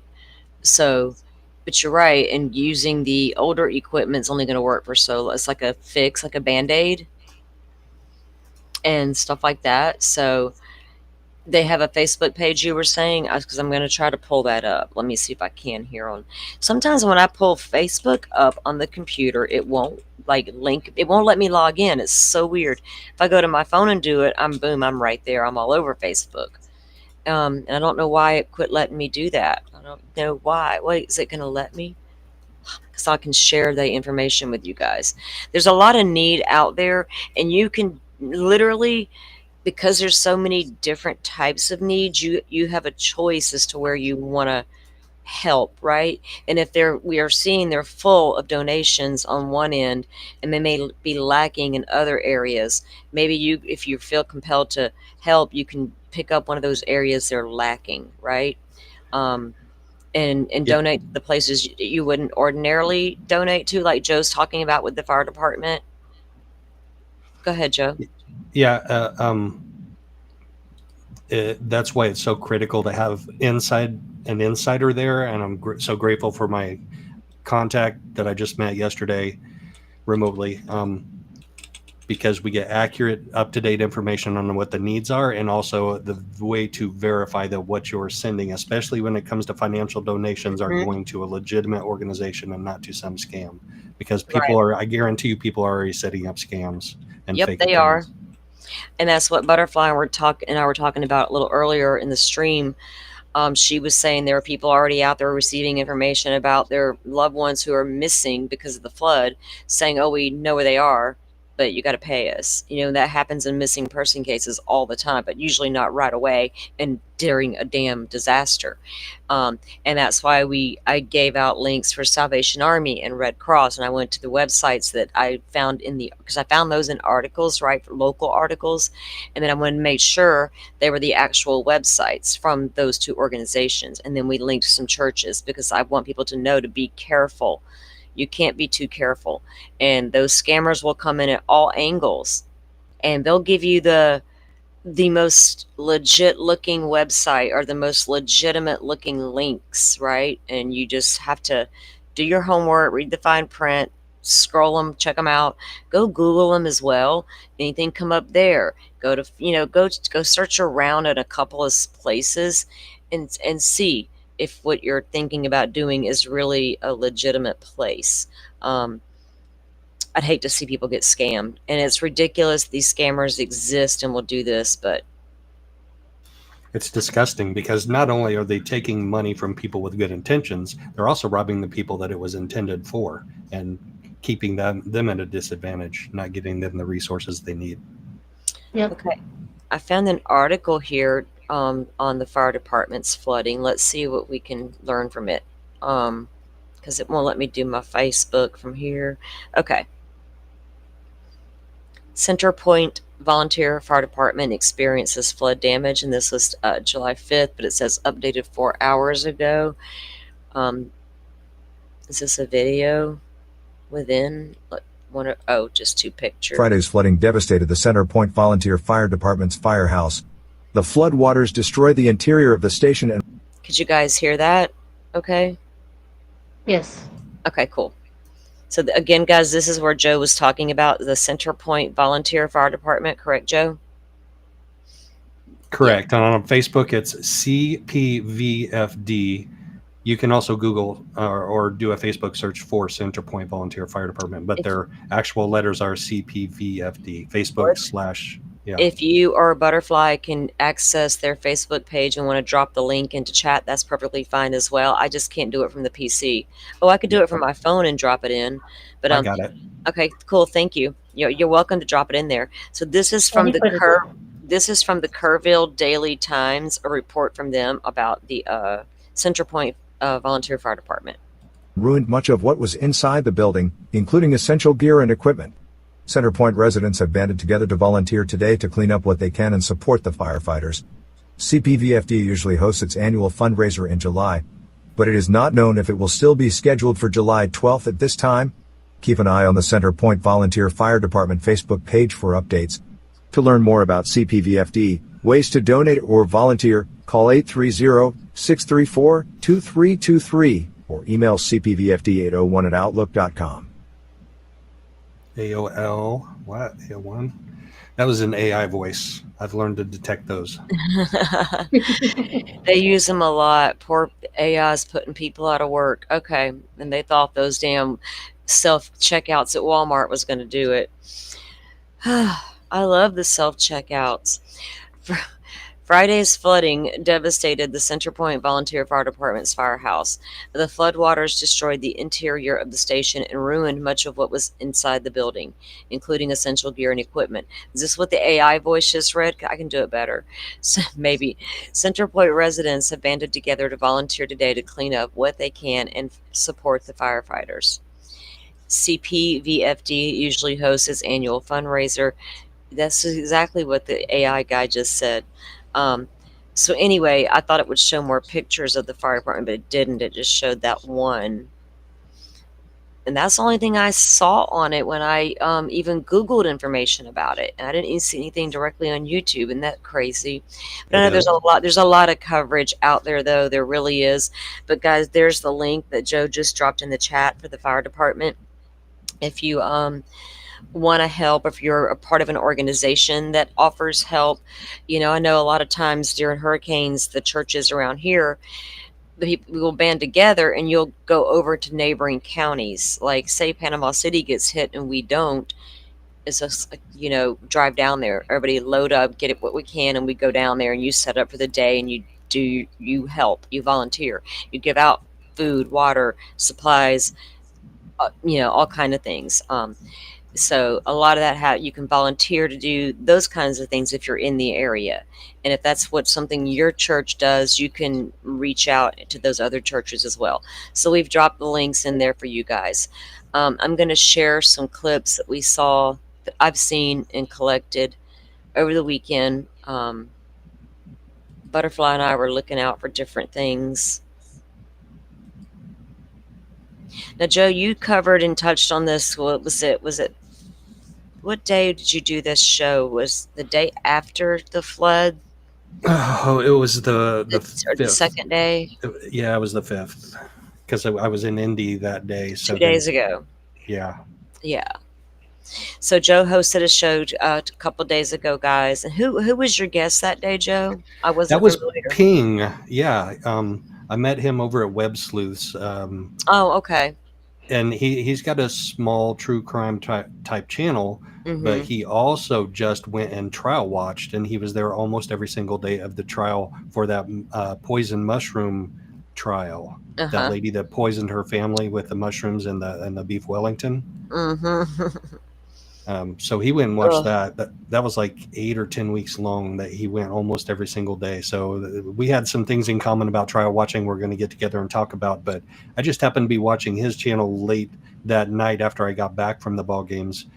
And he's done a lot of research on it, and he's fairly knowledgeable about it for being in Australia. I mean, he did a lot of research, but he also was using some sources that didn't have things 100% correct. So I wanted to do a live with him and go over it together and pick his brain and get some feedback from him, but also to correct some of the very small, minor details that some of the national media got wrong. Yeah.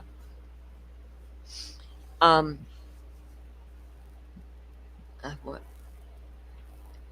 Rachel says that she's watched him for years. I don't know who he is. I know who Web Sleuths is. I mean, I've been around that a long. She's got a great website too, great channel. But I didn't know him, so I wasn't familiar. But yeah, Joe covered this a couple days ago, and just the way these natural disasters occur, and to me, they're really amazing because you can't. I've watched hurricane prediction evolve, right, over my lifetime, and I've seen how dialed in they've really become. How I used to have to plot a hurricane on a piece of paper. Didn't have a computer or a phone or any of that jazz. We had the local news, and we had a piece of paper with a bunch of lines on it, right? Coordinates. And they would give you the coordinates that evening. Whether Hurricane Center would give out coordinates at certain times of the day. You'd get them on your local news that night, and you would take that and you'd find that little coordinates and you'd put a little dot there. And the next time the update came, you'd do the same thing again and again. And you can draw the line and connect the dots and track the hurricane. It's changed a lot since way back then. Joe, well, you don't watch hurricanes, but do you know what I mean? Just the evolution of prediction alone um, has gotten so much better across the board. And I remember watching a special when the guy who really discovered a hook echo. If you live in Tornado Alley, you probably know what a hook echo is if you follow weather. Do you know what it is, Joe? Absolutely. So hook echo is an indicator on radar of a tornado, correct? Isn't That's the gist my of it? understanding. Yeah, that's the gist of it. And I remember watching, I think it was a massive breakout of tornadoes, and it was sometime in the 80s. And I was like a little weather junkie. When I was a little girl, I would literally leave the room when the evening news was on and the weather portion came on. Because if it was going to thunderstorm, I didn't want to know, because I would have anxiety prior to the storm, because the storm would scare me. So the anxiety also scared me. So I just didn't want to know. Just surprise me, whatever. That's the way I rolled with the weather when I was a little kid. But as I got bigger and realized I live in this area called hurricane country and this stuff just is not cool. So I began to watch it and understand it, right? Understand my weather patterns.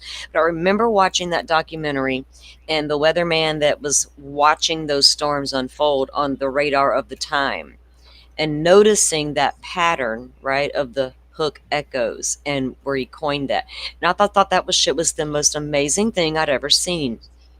Watch somebody do, right? It just, I don't know why, that just really, it got me for some reason. I'm like, man, because from that point on, they were able to use that in the future to help predict when they were about to have a tornado.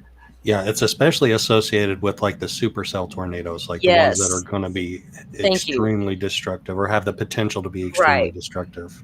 Right. He was noticing that pattern, and Joe's right. It was with what they call the supercells, and which are the most devastating. That'd be like a Cat 5 hurricane coming down on me. I don't think anybody wants the finger of God. And yes, I've watched Twister numerous times. I rode the ride numerous times here in Florida. Let's go figure. I live in hurricane country, but I'm gonna go ride the Twister ride over and over because it was so much fun. Ping also has lots of weather education, so he helps with weather. That's awesome, Rachel.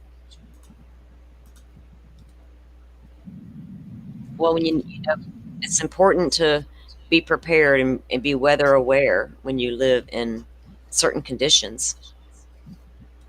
And we all have them. And I've said it so many times. You got the wildfire region, you got the tornado regions, you got the blizzard areas, regions, Canton, you got the hurricane countries. It's crazy how everybody has it, has something. So this was that was this a live this morning. This was a live from earlier this morning. Let me see if it's. Let me go back.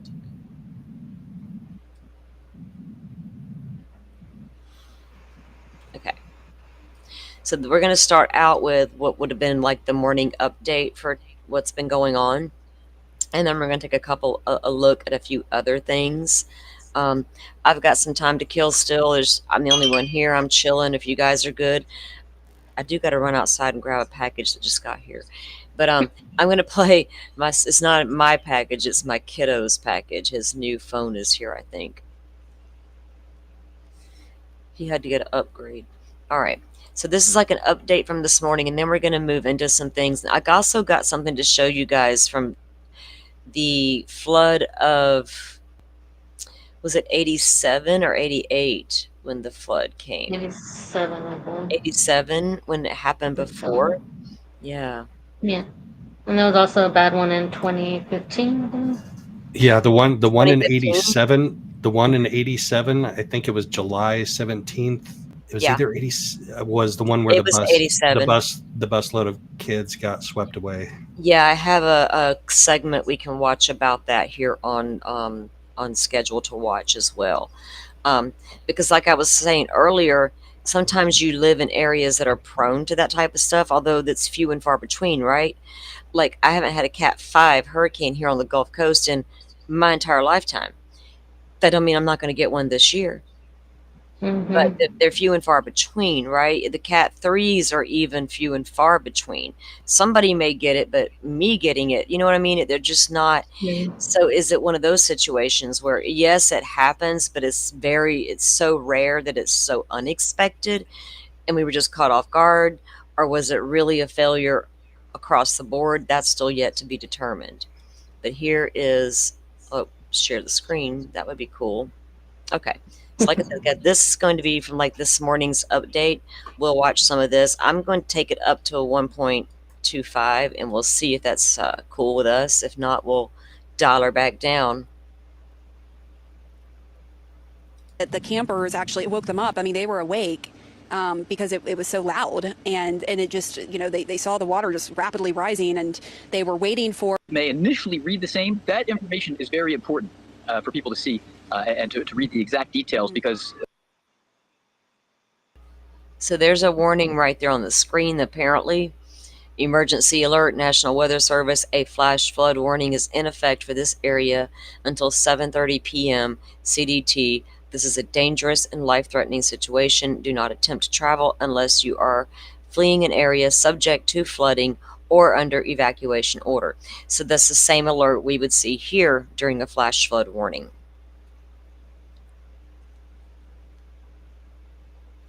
What was the date and time on that, though? We do learn as a situation like this, follow the easiest place to build a road, and that's going to be along the creek. So if there, people need to have a better means of egress, and that might mean easily accessible, ADA accessible trails to get up, scale up the hillsides, even if it's not, a vehicle accessible route, a way to get people up. Even if you're just getting up 50 or 60 yards, that's going to get you out of the floodplain a lot of the time. All right, guys, let me know. Is that too much, the 1.25, or do we need to dial it back down? Opinions? Anybody got one? I'm good with it. Okay. I'm good. Okay. Y'all let me know in chat if it's too much. Time. So it's critically important to look at the updates to the warnings 1 to 2 hours into an event. Yeah. Right. And whether, there's a question of, like you said, there's alert fatigue in certain areas, potentially, and what needs to be done to combat that fatigue. Of course, this had the added layer of the overnight. And actually on the screen, we just showed the alert that we received today that was pretty straightforward to evacuate because of the concern of flash flooding. But, there it is on the screen there. It's saying this is a dangerous and life-threatening situation. But, there's still a question, especially at that camp, whether that even came through, because we don't know. There's bad reception there, and we don't know if the counselors got that. I mean, there's a lot of still outstanding questions, but thank you for helping us fill in some of the gaps here, Jeff. We do appreciate it, and we'll be right back. Well, you're welcome. I think this also highlights just the connection between local emergency management and they're responsible for the well-being of other people, too. Thank you, Pam. Absolutely, and we're digging into all of that. Thank you, Jeff. Thanks for joining us this hour as we continue our special breaking news coverage of the catastrophic flooding in Texas. I'm Erica Hill in New York, alongside Pamela Brown in Kirk County, Texas. At this hour, we can confirm officials now say at least 80 people are dead. 41 remain missing across central Texas. In Kirk County, the area that saw the worst of that flash flooding, officials say 68 people lost their lives, including 28 children. Hundreds of emergency responders and volunteers are working around the clock now, searching for survivors. As you can see there, a number of the efforts. You can also see the debris, and it just gives you a sense of how difficult this task is. They are in trees, under bridges, along the riverbanks, and of course, survivors have thankfully been airlifted to safety in some instances. The damage is vast. It is catastrophic, as we said, and of course, there is still hope that those 41 missing people will be found. Pamela Brown is, of course, on the ground there in Kirk County, and you were able to make your way around to different parts, including to Camp Mystic, Pam. Mm-hmm. Yeah, I mean, this is a community that's just decimated. You almost have to be here and see it with your own eyes to really believe it. This is a magical place, Camp Mystic in particular, where I used to be a camper. And now it is just, cabins that have been ravaged by the waters with debris all over the place, trees toppled over, cars toppled over. I mean, it's just a horrible scene out here. And this community is reeling because it seems like everyone we talk to, they have some connection to this tragedy. I just spoke to a firefighter who was so kind. He came up to thank us for our work. And I, of course, thanked him for all that he has done and the other first responders and the search and rescue. And he said he has a daughter who just was at Heart of the Hills right down the road. Their session had just ended. And he said his daughter lost a friend at Camp Mystic. And it's all just so devastating. The director of Heart of the Hills, as we know, was killed in this. And so I think there's just a lot of processing going on here as these first responders and others in the community are rolling up their sleeves and engaging in these search and rescue efforts. They're also grieving. They're also just trying to understand what happened. I mean, they've known that river, the Guadalupe River, was unpredictable, and it has wreaked havoc in the past, but nothing on this scale. And what I keep hearing from folks here as we try to piece together why there wasn't more of a warning or why there wasn't an evacuation earlier is just how quickly it all happened overnight and how there just wasn't a lot of time to get to safety, and all those stories of heroism as well from the counselors at Camp Mystic, from the night manager we spoke to who helped rescue the girls, Dick Eastland, the head of the camp, in his car trying to rescue the girls. I mean, everyone was coming together to try to save lives. Today, earlier, Erica, I visited Camp Mystic. We had to evacuate because of the impending weather and the concern of flash flooding. But I want to play that video of when I visited the camp that I attended 30 years ago. So here we are at Camp Mystic. I was about to do a live shot, and law enforcement came up and said we had to evacuate because a water wall is coming. So our crew is packing up, and quickly, I just wanted to show you where I am. I mean, these are the cabins where the little girls were sleeping during the flash flooding over 4th of July. And I can't stop thinking about the fact I was a little camper in one of those cabins 30 years ago. And this river right here, the Guadalupe River, was a source of so much joy and fun. We would use the blob where someone would jump on it and then the person at the end would fly into the water. We would go looking for dinosaur fossils. We loved it here. And to think that this same river was the source of so much heartache and terror and devastation, I just can't wrap my head around it. I can't stop thinking about those little girls who were in their decorated bunk beds and their trunks, waking up to horror, the family members coming out here to look for their loved ones. It's just too much to bear. And you know, Erica, I've been talking to parents. I spoke to one parent who her 3 daughters were at Camp Mystic. They were rescued by the counselors. And I'm told that the other parents who just dropped their kids off last Sunday for what was supposed to be a joyous 4 weeks are now going to the local funeral home to identify their child's body potentially. It is truly your worst nightmare as a parent, Erica. Yeah, it is. It is absolutely heart-wrenching. And of course, the number of families still waiting for word on what happened to their children. We know, I believe it's 10 campers now and 1 counselor still. So that's one of the pieces from this morning, guys. So that's so devastating to have so many people, so many kids in one location. Well, do you guys remember another story, gosh, years ago, another flood type situation like that from heavy rainfall? And it basically was like in a canyon, and there was a campground involved, and it flooded the campground, and people just didn't have any idea that that was coming. I can't remember where that was. No, me either. I always want to say Arizona, but I don't know for sure. I don't want to say. I might just have Arizona on the brain because of Lori Vallow and and Morphew, right? Morphew was arrested in Arizona, just like Arizona. So maybe that's where that's coming from. You know, my brain's odd. It could come from anywhere. It could come from anywhere. Okay, so let's take a look at what happened in 1987 for a moment. There. So this goes back to, you know, has it happened before? Did they know, whatever. I just don't know. I feel like, so you said it happened again in 2015? Yeah, Wimberley area. Let me see if I can find a. Okay, so in an area called Wimberley? Mm-hmm. Is that along the river as well, right? Yeah, it's on Hill Country. So this Wimberley one, flood 2015 is what I googled. okay. And it was Memorial Day. A Memorial Day flood? Mm-hmm. Oh, goodness. So this one was apparently July 17th, 1987.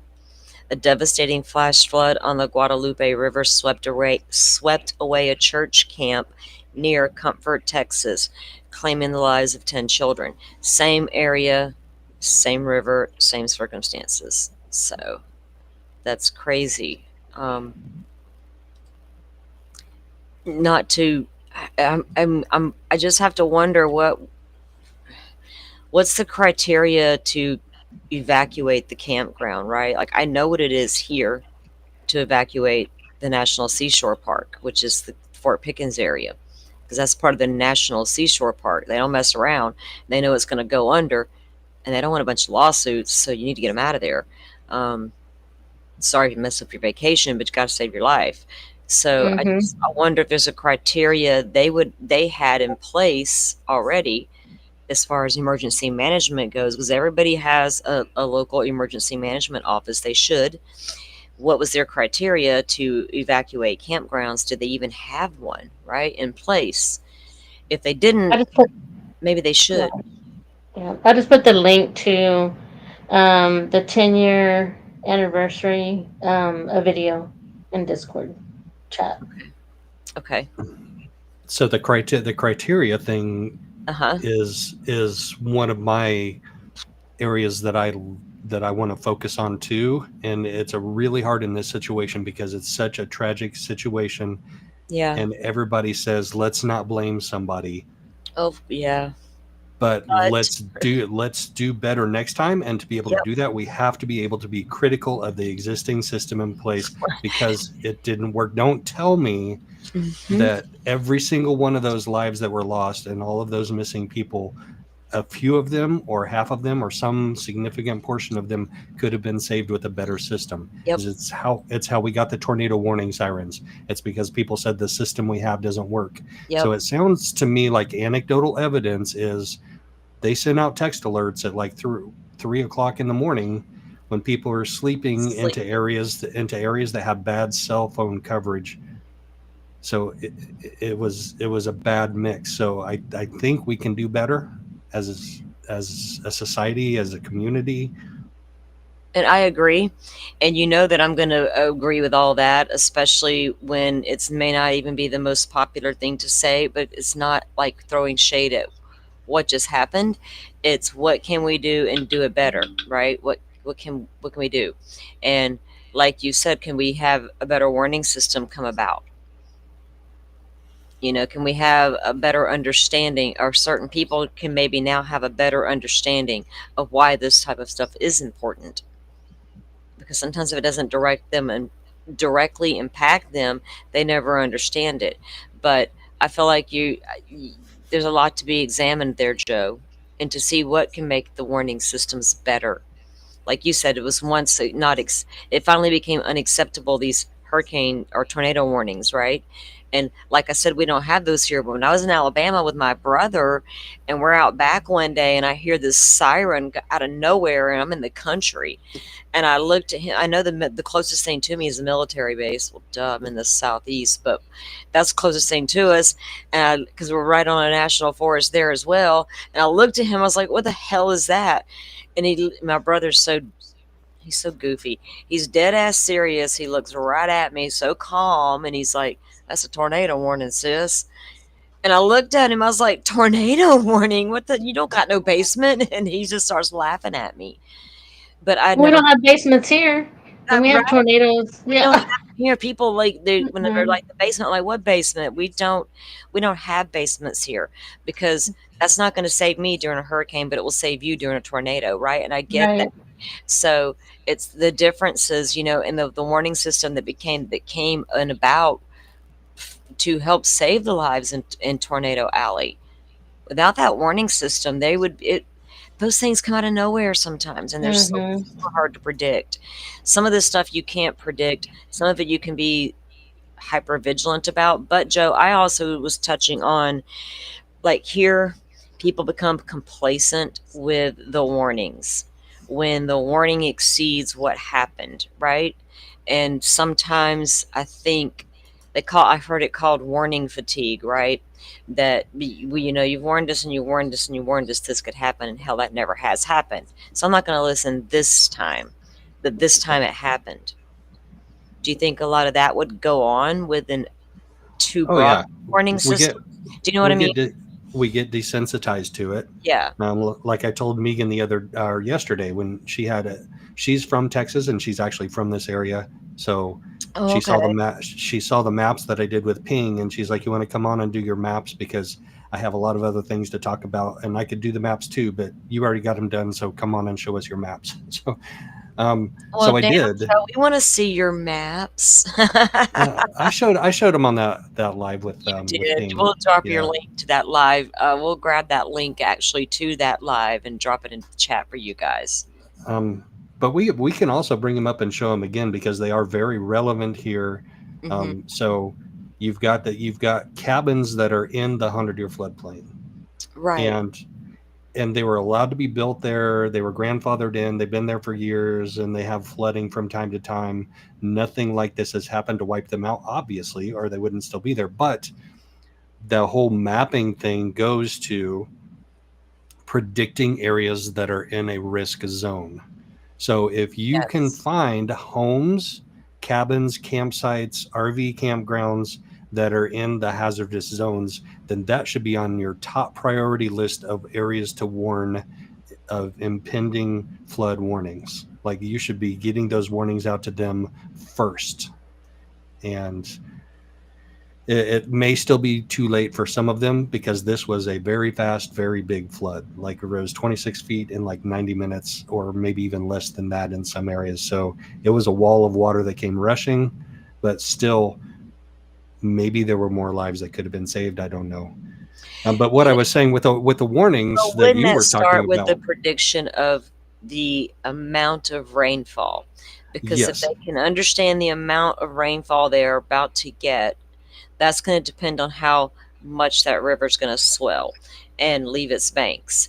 Did they underestimate the amount of rainfall? Because that happens a lot of times, and that's I think they did.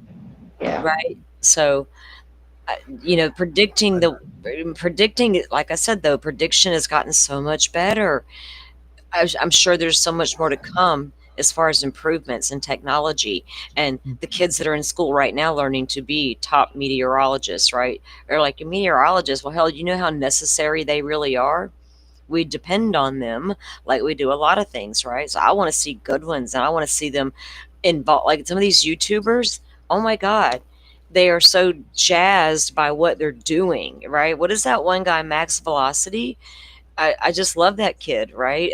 He great tornado coverage when it's happening and things like that. So there's some really good weather resources out there, and I've ventured into a lot of them because of the hurricanes and stuff like that. But I love Max Velocity, and there's a few other good ones out there as well. And they try to educate about the weather as well. And I think a lot of that too, Joe. Like even with I do sometimes is it the community leaders that are complacent? We don't want to go that far, or some go too far. And that goes back to society getting tired of hearing, we all need to evacuate, because we evacuate, nothing happens. Or sometimes people, like you said, I think complacency. So I can't tell you things that I've heard because but anyway, people that are in positions to put in systems in place to save lives can get complacent, and they can think that, okay, we have a telephone warning system that will go out when there's a threat, when there's an imminent threat. And they went out. There were telephone warnings that went out at 3 o'clock and 4 o'clock in the morning when it was too late and or wasn't received by the telephone. So you can put too much of your confidence in a particular system. And I think it's time that maybe we reevaluate that confidence in the current system, maybe. Yeah, I can agree with that. Yeah, no, I agree, because back when, when you say systems, it's like the early warning system and the level of the threat, right? And when Hurricane Ivan was approaching, they were pushing that storm surge effect. They were talking about changing our I always say it backwards, Safford-Simpson scale, the hurricane scale, right? And hurricane Cat 1, 2, 3, 4, 5. Because those are based on wind speeds. They're not factoring in storm surge. And they wanted to reevaluate the warning system to include the storm surge with the wind, for people to understand how they're different with every storm, right? And that was a hard concept for people to follow. So if that's a hard concept for them to follow, and it's never really rolled out that way. It's kind of stuck with that wind speed variant. And now they talk about storm surge a whole lot more, but rainfall amounts, and like Rachel says, did the storms stall out, right? That's a very good possibility, because we know here, when the hurricane hits, okay, if depending on whatever's going on in the jet stream and all the steering conditions that's driving that hurricane, if something happens and causes it to stall, we're looking at days of torrential rains, and the flooding is astronomical. I mean, we're talking just like communities, right? It's crazy. They got a lot of rainfall. Do you know how much rainfall they actually had, Joe or Butterfly? It was overall? 7 to 10 inches in that wave that caused that flooding, but it continued to rain after that, and Yeah. that storm system was over them, was Mhm. almost hurricane like, in that it had a low pressure system in the middle of it, Yes. not as Yeah. defined as a hurricane, and it rotated counterclockwise, and it kept coming Mhm. back to hit them again. So I'm looking at the stream gauges right now, and we had that very first huge surge in the early morning hours of July 4th, but then we had a secondary one. Let me see what the date of this secondary surge was. July I think 7th it was Saturday, or at didn't we 5. have pretty It was much all Monday. weekend? It was back and forth. There was one. Yes, there was one late. Late Friday there was another surge, and then on the 7th there was another surge. And they're obviously not as big of surges as the very initial one, but they're still flooding. I've got my little maps pulled up here. I'm looking at, but that if I can look at these maps, and I can look at these charts and these graphs and these stream gauges.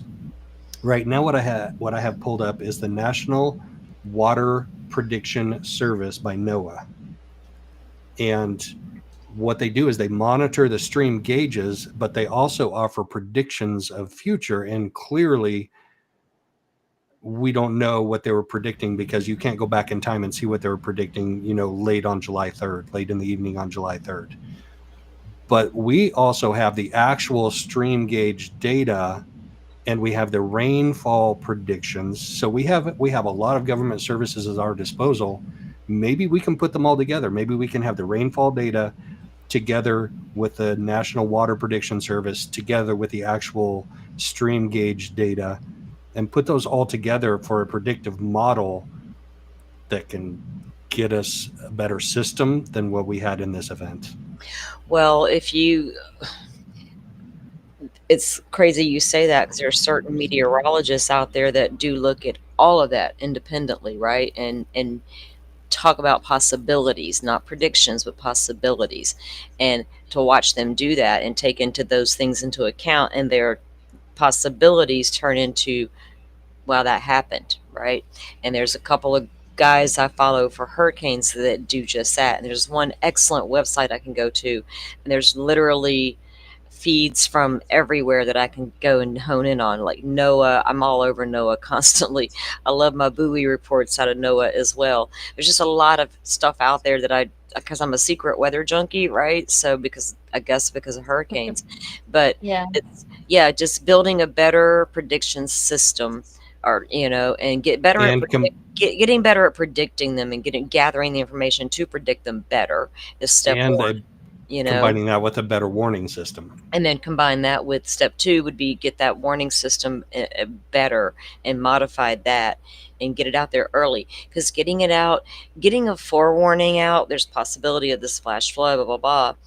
Then the actual, oh shit alert come out in the middle of the night, it's not acceptable. But, I also get they fear that people will take that. But, come on, if there's an actual emergency brewing, save that for when it's like this. But make sure you're monitoring the situation every step of the way, and you beef up those alerts as needed. And like we do with hurricanes, once they start approaching, the Hurricane Center's coming out with new updates every half hour, every 10 minutes. And, we're getting new information because it comes in so quickly, and these things can change. So if they can get someone's at my door. Oh man, my son didn't tell me the bug guy was coming today. All right, guys. So I got to go get the door. Let me let this start playing. Okay, this is from the 1987 flood. 43 young lives would be swept into chaos, and a desperate battle would begin to save as many as possible as the peaceful Guadalupe River near Comfort, Texas, transformed into a raging death trap. Welcome to History Corner. On the night of July 16th into the early morning of July 17th, 1987, train effect storms, one following another, caused by a mid-level low, a weak cold front, and Gulf moisture dumped 11.5 inches of rain across the upper Guadalupe. This led to a major flash flood in the Guadalupe River Basin. A massive flood wave traveled through Hunt, Kerrville, and Comfort, Texas, with the river at Comfort rising 29 feet and cresting at 31.5 feet, the 9th highest on record. Near Comfort, the river expanded to nearly 2/3 of a mile beyond its normal banks. Hundreds were forced to evacuate along the river and its tributaries. The Weather Service out of San Antonio started issuing flash flood warnings at 1 a.m. News helicopter pilot Mike Rice said, "It was a storm that cooked up over Kerrville and Comfort, Center Point and Hunt, those areas, and just stayed there and rained like crazy." In the week leading up to the 1987 Guadalupe River flood, over 300 children were attending a church camp at Poto Gold Ranch, about 2 miles southwest of Comfort, Texas. The campers had enjoyed a week of fellowship, sports, and rodeo. Chip Asbury described it as, "It was lots of fun, a blast." The camp was scheduled to end on July 17th. The same day, the flood hit. Authorities warned the camp twice, at 2 a.m. and 6 a.m., not to cross the river due to the incoming flood wave. At around 7:45 a.m., camp leaders decided to evacuate the children.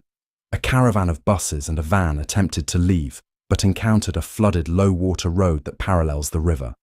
They decided to try an alternate route. The lead buses in the caravan successfully made the sharp turn to head a different direction. However, the rapidly rising water from the river, now out of its banks, and the backwash from the convoy caused the last bus to stall, and a van behind it to become stranded.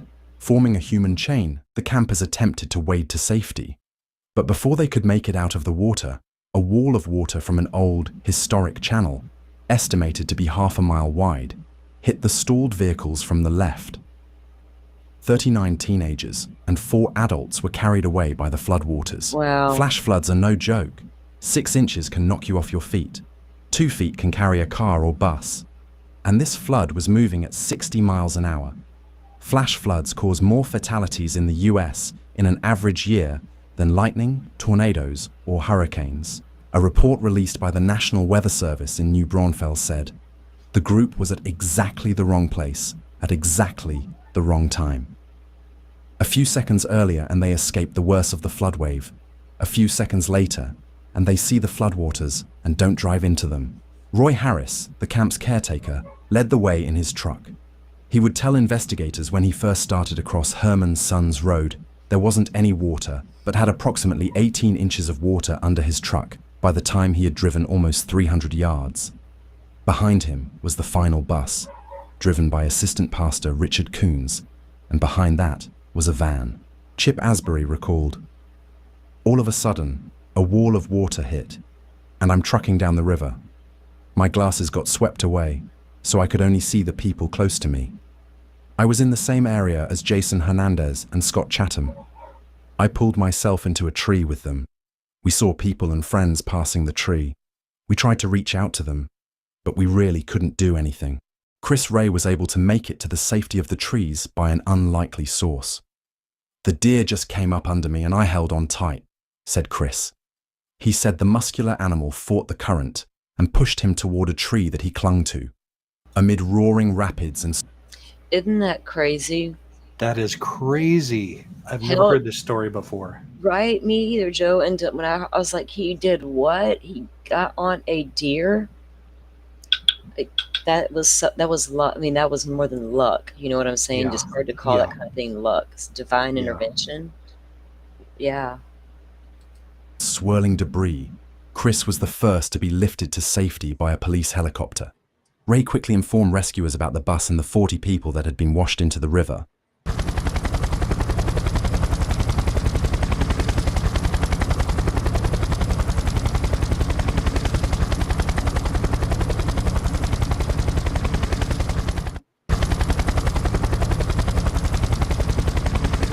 Does that look familiar?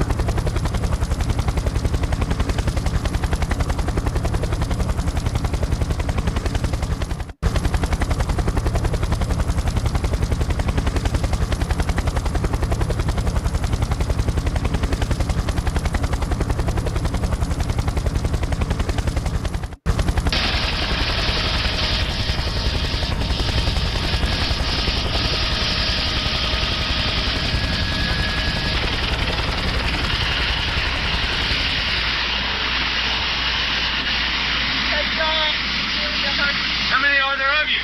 There's about 40. How many? 40. In the bus? Well, we all got off the bus.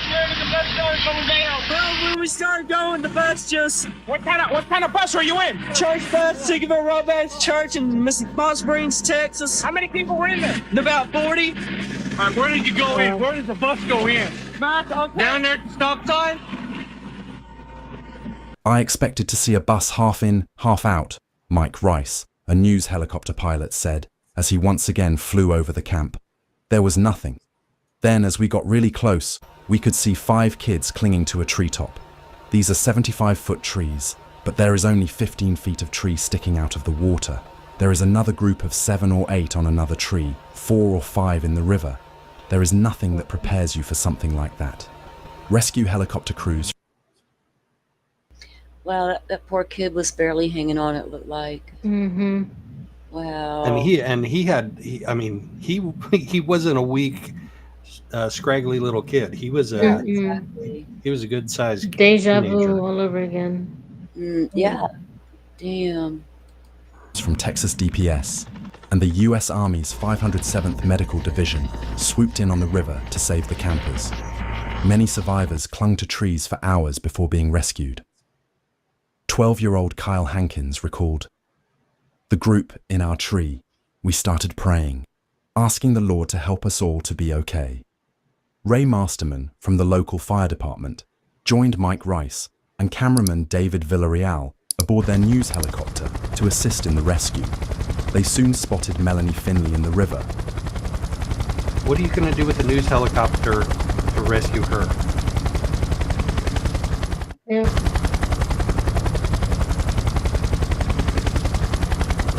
Masterman ties a rope around his waist and jumps in. Unfortunately, the currents are too strong and he can't get the girl. And then he ends up being the victim as well. Go towards her. Go towards her. Oh my gosh.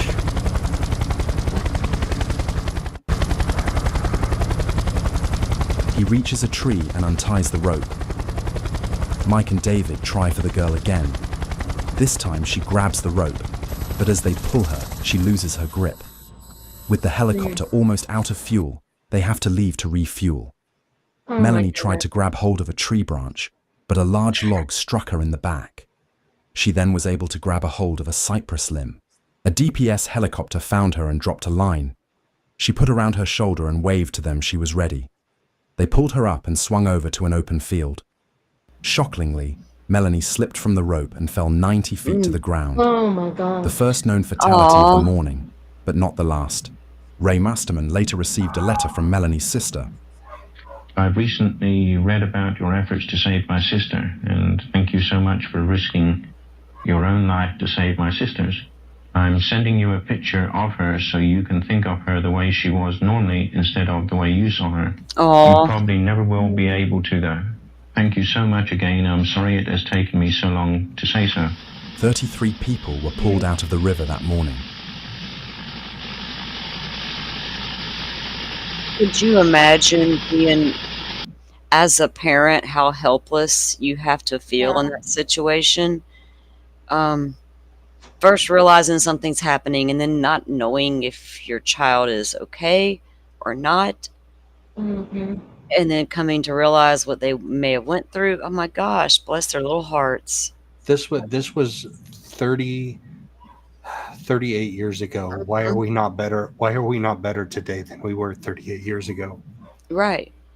When it's the same scenario, same area, same stretch of the river, same communities, you know, it's like why not do better? And why wasn't, what were the regulations on evacuating campgrounds? That's my biggest question. And I'm not saying they did anything wrong, but I don't know what protocol is, but I'd like to know, because if there's improvements to be made, by God, we need to make them, because children are worth the protocol to set precedents and get a plan in action. You should always have a plan. Be the adult, right? Even if it means cutting into revenue, tourism, so what? People get really mad if some people have gotten mad because they've had to evacuate Fort Pickens campground. Well, you don't want to be out there. Otherwise, trust me, you're going to be mad if they don't evacuate, because then you're going to cry foul that they didn't evacuate your stubborn butt. And now you're stuck on an island being submerged by salt water and God knows what else. It's crazy. People are crazy, y'all. And some of us don't heed the warning and learn our lesson when they knew better all along. I knew hours into the situation, I should have went with my first gut instinct, and the way I was raised was to get the fuck out. You're on the water, period. No questions asked. But nah, I'm gonna take my chances with that water, and guess what? Water's gonna win each and every time.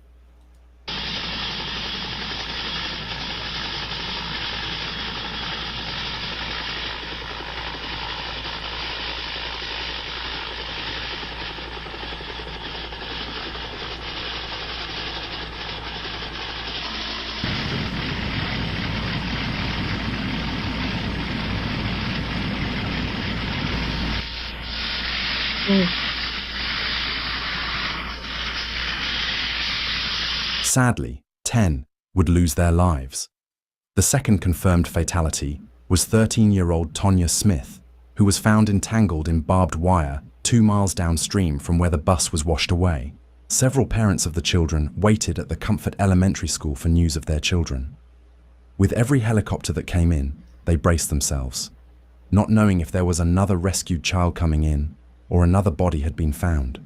Richard Coons waited for word of his wife Lavonda as well. They took me to the hospital because they told me that I needed to come into a room because they thought that Lavonda had passed away and that I needed to identify her body. But it wasn't Lavonda. It was Melanie Finley. His wife, who had been swept a mile downriver, survived. The bus itself had been swept downriver about 150 yards and was found about 10 hours later. The next day, when the floodwaters had subsided, the search for bodies began. Around 500 altogether, National Guardsmen, Texas Rangers, divers, cadaver dogs, and volunteers worked along the river. 6 more were recovered from the river on July 18th. Lagenia Keenum, 15. Michael Lane, 16. Michael O'Neill, 16. Cindy Sewell, 16. Christopher Sewell, 13. And Tonya's sister, Stacy Smith, 16. Cortland Sewell had 4 children who attended the camp. All 4 of my kids were there, so we lost 2 and we got 2 back, so we know what both ways feels like, getting your kids back plus losing your kids. There's an empty spot in my life, a big one. And I've tried to think, well, how would it be if, instead of Cindy and Christopher, if it was Michelle and Jamie? It'd be the same. It's pain that you don't want to feel like. Oh my God. See? That kind of hit home, guys, because that's the first time I heard another parent say it like that, when you evaluate it in your brain, even if it's secretly. You feel the same way no matter which child it was, right? When you lose one of your children, when you have multiples, it's bad all the way around. But it would be the same. And that's so hard on these parents. And now there's so many more parents, double the amount of parents in pain today, asking for privacy, and everybody wanting to reach out and just hug them and all the things, and they just need their space. Some are willing to give out words, and some just ask for their time, and it should be honored however they choose to do it. But like Joe said earlier, what could have been learned between then and now that could have been implemented to make a change, to make it safer for at least the kids? You know, adults are going to make a choice, and sometimes you got to force them. Like even with the beach, low-lying areas, they had to make it the law. You had to evacuate when they tell you to. People would stay. If you stay, then that's on you. They can't come get you. But in inland, low-lying areas, they can only put out the warnings. We have people who stay all the time where they shouldn't during hurricanes. Even when they're told to evacuate, they still will stay. Yeah. A lot of times it's elderly people who are set in their ways. I've never seen it get like that, so I'm staying. Sometimes it's younger people. Sometimes it's people like me who are like, we're not really getting what you're saying with the storm surge, but okay, I know wind. I'm not scared of that. I can deal with that. But yeah, this is so much that goes into it. I think education's a lot of the key, along with a better warning system and a better way for storm prediction to happen. All that needs to come into play. But what are we looking at? Cuts to all that, I guess. I don't know. I'm seeing report. Been ripped out of you. What is that? Nothing. Go ahead. Oh, I'll tell you after. While Gene Marsh survived the flood, his girlfriend Leslie Gossett did not. We got in a fight. I never got a chance to apologize to her.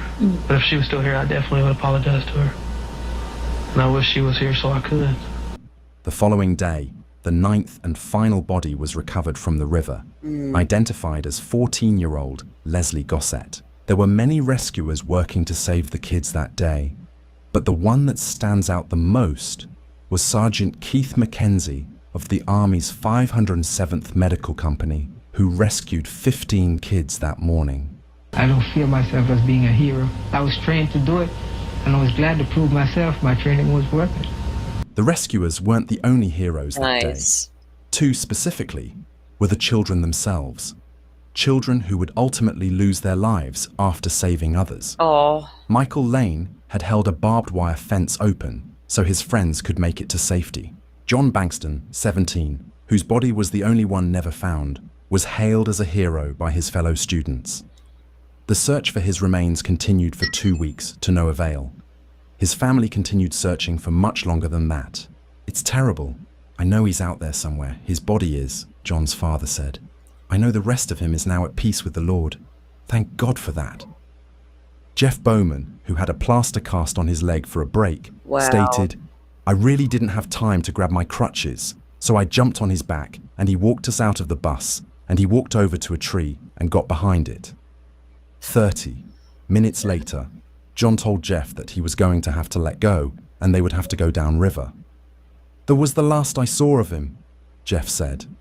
Mike Rice said of John, he was able to help multiple of his friends, get them to a tree or out of the river and onto a bank, and he did it again, and again, and again. One friend was in a full cast, a full leg cast, and he was able to get him out of the water, a huge struggle to do that. He went back a final time and never came back. John Bankston Jr. is widely recognized as a true hero and was posthumously awarded the Young American Medal for Bravery by President Reagan in 1988. In the summer of 1988, near the edge of the river and at the foot of the driveway to the Potto Gold Ranch, a memorial ceremony and a plaque was dedicated to the children who died as well as those who survived.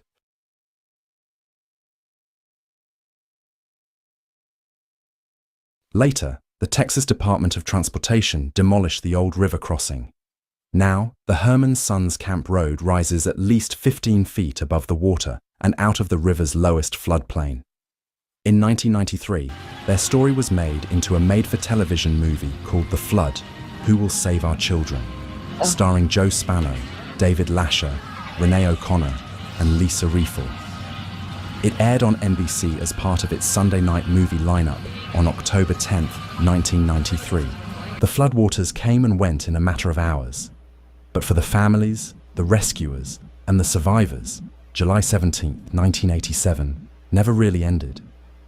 It was a day that showed how quickly life can change, and how in those moments, ordinary people can become heroes. We remember not just the tragedy, but the strength, the sacrifice, and the courage shown in the face of the unthinkable. Because in remembering, we honor them.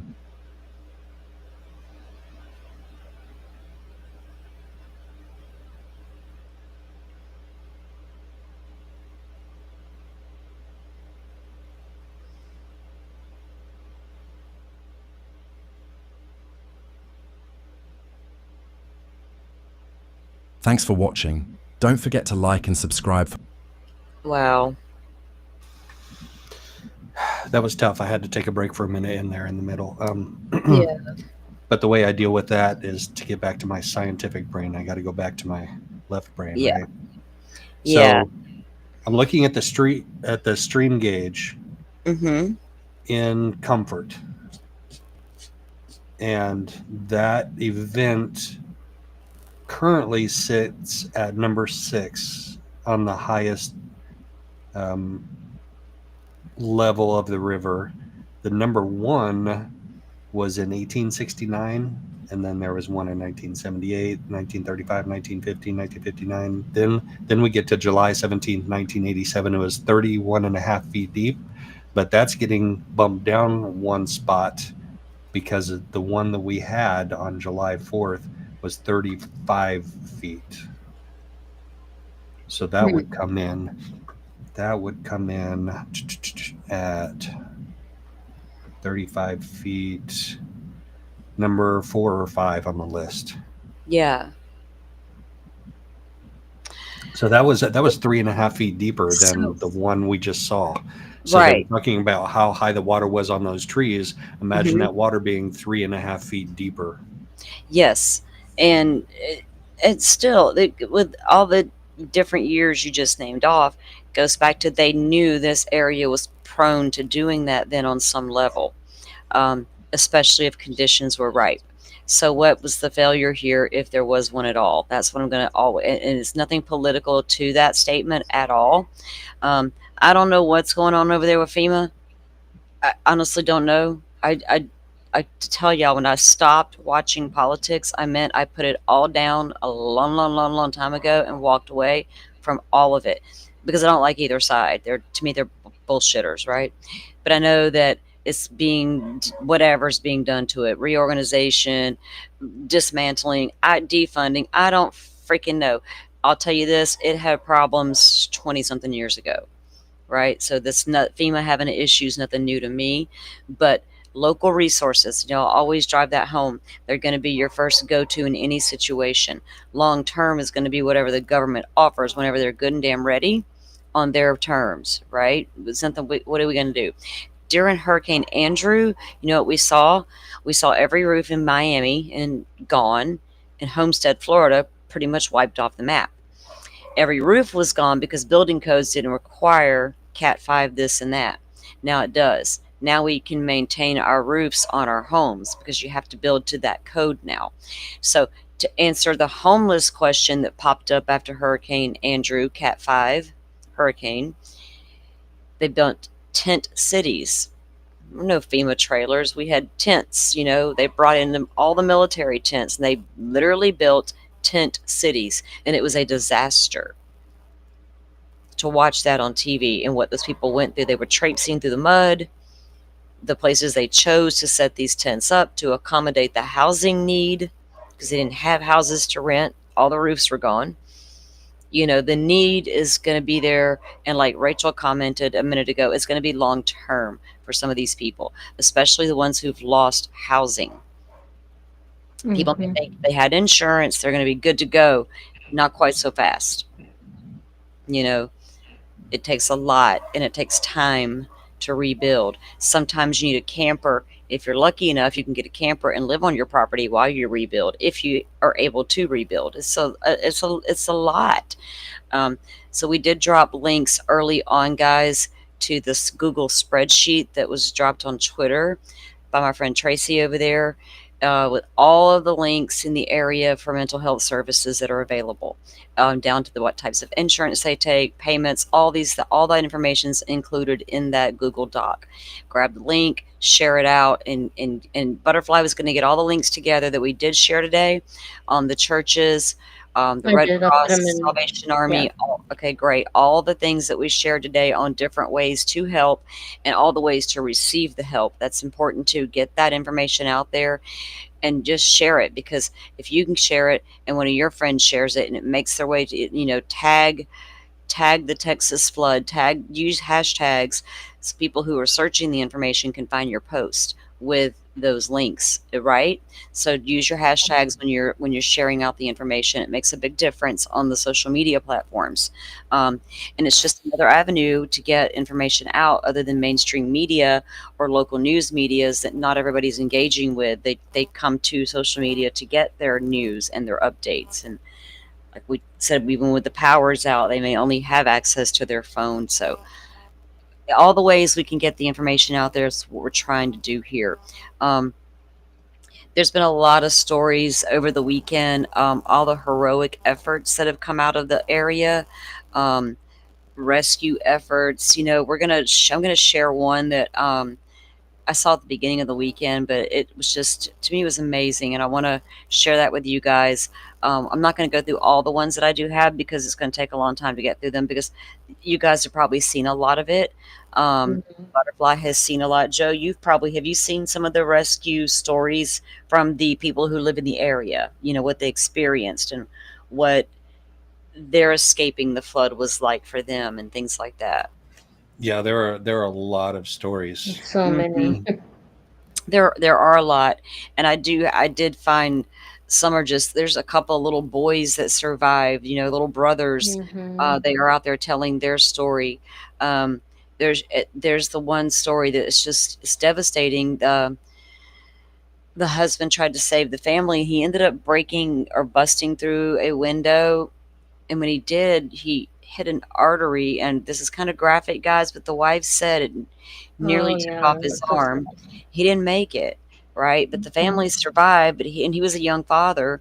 There's tragic stories, and there's also survival stories, right? And there's just so much out there. But I'm going to share one with you guys of what these people experienced and right outside their house, and what the conclusion was with this. Let me pull it up. I know the girl's name was said in another video. She's not an adult, so I'm not going to put her name out there, but we don't need her name to know the story. Or she might have been right of age, but still. Okay, let me get to that one. Where is it at? Right here. Okay, let me pull this screen up.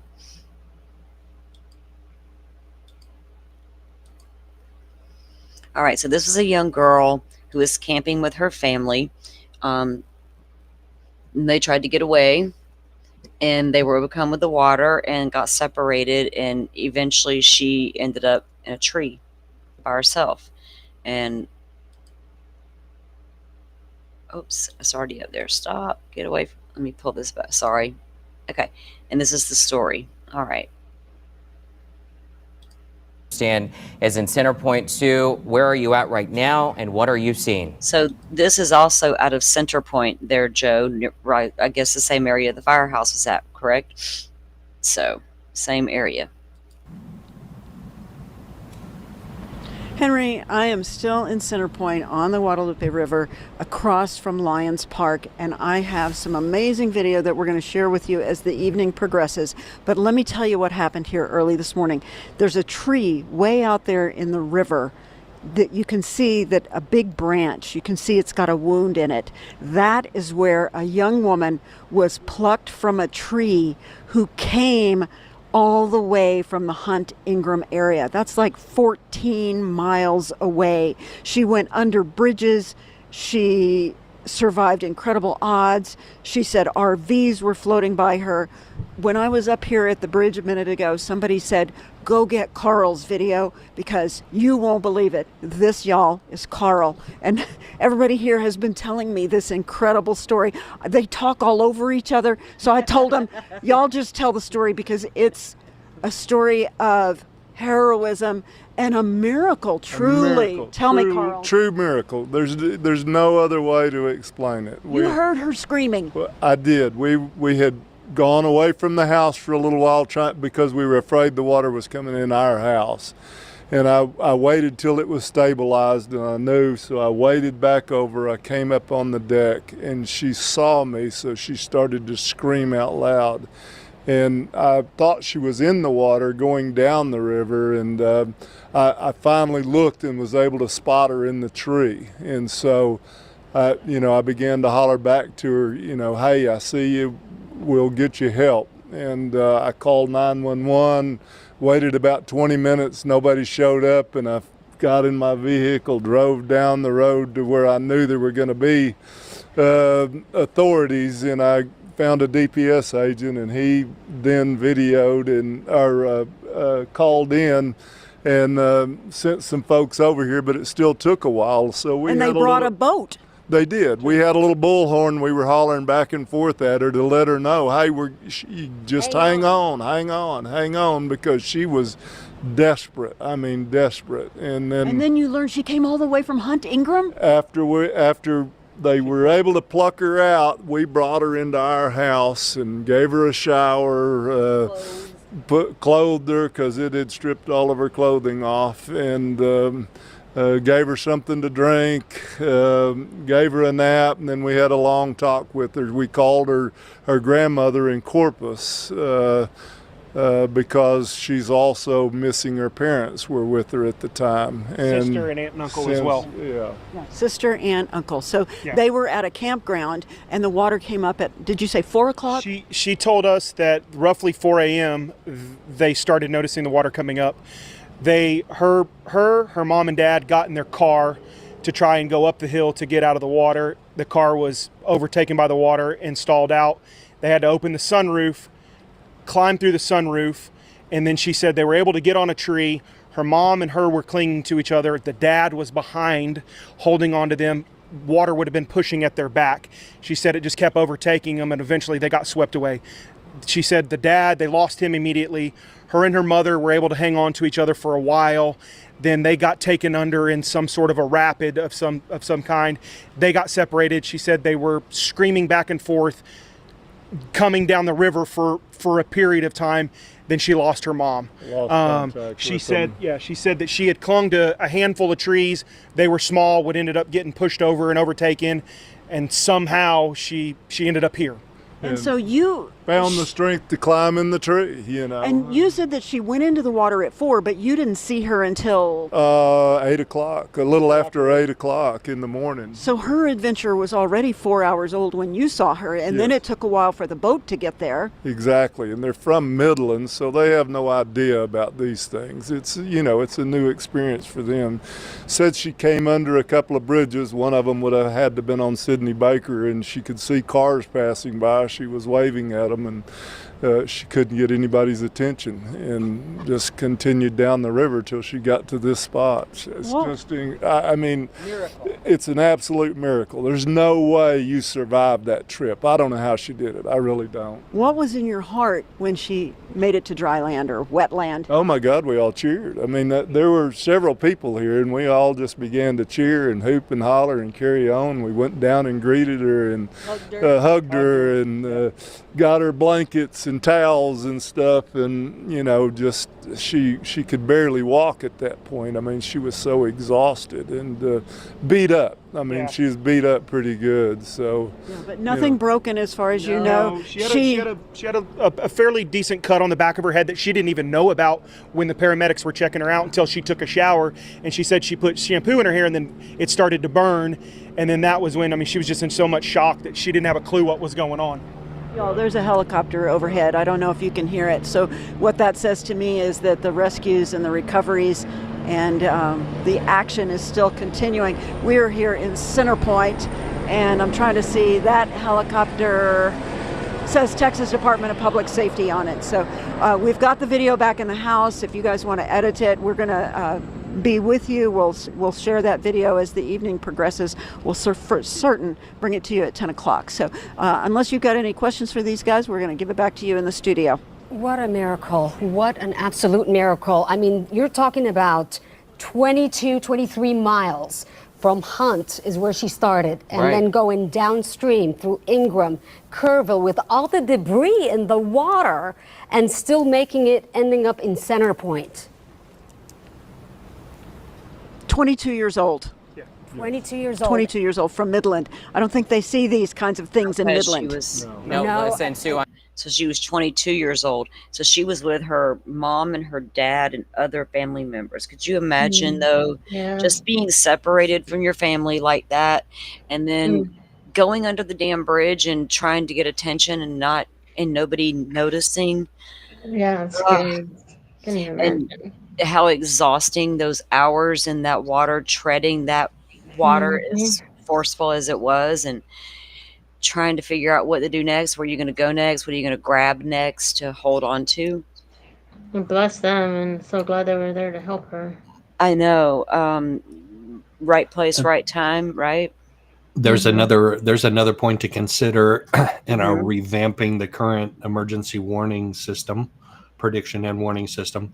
They were from out of town. They weren't one of the campers at Camp Mystic or whatever, the one that was up by Right. Kent. But they were near a campground that was near Kent. So Kent is the little town, and I mean little town, that's where the South Fork of the Guadalupe and the North Fork of the Guadalupe come together. So there was flooding from two bigger than creeks Yeah. come together to form the actual Guadalupe River right there at Kent, which is about where their family was. So I saw on the map earlier, there's a little RV campground there. That's probably where they were, I would guess. But there are a lot of those in the area. Yeah, there were more than just the campgrounds that are being talked about the most, especially the Camp Mystic where the girls were missing from. There were other little campsites around the area dotted there as well that also went under. And that's because there's more than just the girls missing from the one camp. And there's a lot, unfortunately, that's a lot of young women, a lot of little girls from one camp, right? Right. That's a lot. And then you couple into the other campsites and the other campers and the RV parks and stuff, because there was definitely people there doing the same camping at RVs and such. We just heard how they were floating down the river, so they all came about from these different campgrounds. And that's the thing, Joe, about is there a criteria that needs to be met, or what is there a criteria, if they have one, on weather conditions and evacuation of their campgrounds, right? They even have one in place, a plan of any sort. They need to reevaluate that. Who runs that area? Is it like a state park? Is it run by local entities, government? Is it, you know what I mean? I don't know how that's set up around there for all these campgrounds. It's a lot of private properties, and it's a popular summer camping destination, whether it's the organized camp like Camp Mystic, or whether it's the private RV campgrounds, or or other areas, other cabins, other. It's almost all private properties. So, if you believe that the emergency management department, whether it's local, state, or federal, is responsible for that, then it's up to them. It's not up to all the individual property owners, I would guess, unless, but if you do it on a property by property basis, that's just chaos. But maybe if I owned it, if I owned a camp though, I would have protocols that say, okay, we're paying attention to this and we're paying attention to that. And when we get a warning or a watch, we're going to move to higher ground, like immediately. Yeah, for your safety, this and that, and go by what, and a lot of them, if they're, okay, so with all the privately owned campground type situations that are probably dotted all around there, what regulations are in place to make sure they impose certain safety precautions in bad weather? People also, like I said, they will get irritated if you tell me to leave during the bad weather. I can do what I want, kind of thing. Or, when are we going to get people's attention to let them know, hey, this is really a dangerous situation? And how do we reserve the most stringent evacuations for those situations? Would this have been one of those? Yes, especially if it was repeated. And what were the prediction? What were the similarities here? And like you touched on earlier, Joe, that low pressure that sat there. When you mess someone around with a Gulf low pressure system, you're messing around with a lot of moisture. And if it stalls like that and it sits there and it interacts with other storms that are happening and other weather patterns that are going on, it, you can have a disaster unfolding, especially when there's a low pressure involved like that. And it's sitting there spinning like Joe was describing. And that low pressure in a hurricane, we're watching the pressure constantly of these hurricanes. Back in the day, before there was a weather report on TV of any kind, there was the barometric pressure. And barometers were very common in Florida. That's how you knew what the weather was going to do, right? Mm-hmm. And that's how these hurricane levels, that's how they predict their rise and their fall. I watch that barometer all the time. What's that pressure doing today, this hour, this hourly update, right? So yeah, there's probably a lot for them to examine there and look. It's easy for me to be that armchair person because I don't live there. I don't know the area. I don't know their systems and all the things. I don't know what happened there. If there even really was a true failure of anything, I don't know enough about it. But if they can learn anything from shit like this going forward, it's do better. And it's devastating to me that it's already happened catastrophically once, and now we're doing it again, and the loss of life is doubled, and the amount of children is doubled. More than doubled. They only lost More 10 than lives. doubled. We're up 10, and over 80 now. true. Right. We've lost double the amount of children, but we're up Right. to 80 something, now. Death toll 83 was the last count I took a look at, Joe, before we went live. Now, will they continue to find more? There's still many more missing, right? Butterfly, of the girls. Yeah. Oh, And as we're hearing, about the floods here, North Carolina is getting hit again with floods. North Carolina. Mm-hmm. Do you have a tropical storm coming your way? Where, North Carolina? Yeah, Butterfly. She's in Texas. No, I don't think so. I'm in Texas. You're in. So you were just saying that North Carolina just went Yeah, through it's getting flooded Okay. again. Yeah, that they're getting hit with floods now. I misunderstood. I didn't think you were from North Carolina. I'm like, what is No. she talking about? Oh, well, it's a whole separate storm system, though. Yeah. Yeah. Lord, the floods are coming, guys. What does that tell us? Lord, do we need to repent and all that stuff? No, just build an ark. You don't need to repent. Okay, we're good. We're good. None of that crazy stuff. All right, so Joe, I had sent you a couple of DMs earlier. Did you get them? See what they were Yeah, about? people stealing my ideas, reading my mind. Not maybe stealing your idea, but it's like ESP. It's like But what we were just talking about that, and now that by the Yeah, media. so, but you know what? The more publicity that's shined into that, I'm okay with. And Oh yeah. I want to see what they're reporting on, and then I want to fill in the gaps, and I want to find out what's missing from what's going out. You know what I mean? That's always my angle. Well, I'm curious about the new interest in that. So I'm going to look into some of that. I just saw those reports earlier for the first time when I sent them to you. There's a couple of links I did send him, guys, on a story he had brought. He's like, hey, I want to dive into this a little more. I was like, okay, here's what I do know. Go ahead. I got you. Whatever you want to do, we'll do. And then I saw something news this morning about that subject. So like I told them, Joe, that's really kind of like, that was your idea. That was your thing. So I was going to find out what you wanted to do before I even speak about it, and let it out of the bag. But anything like that, it's just a story he's working on, guys. And there was like an update out of the blue. So it was that kind of thing. Yeah, like nobody's been talking about it for years, at least a year and a half. Oh, wow. It pertains to an older case. Can't wait to hear. Yeah, it's been looked into. So, Joe, are you working on anything toward that? Are you going to review what I sent and maybe look at that a little more? I have been, I have been gradually, bit by bit, going through it because I got to process it while I'm watching it, and I've got to let it. But then other things like Texas floods come up, and they steer I me off know. in a different direction for a little bit.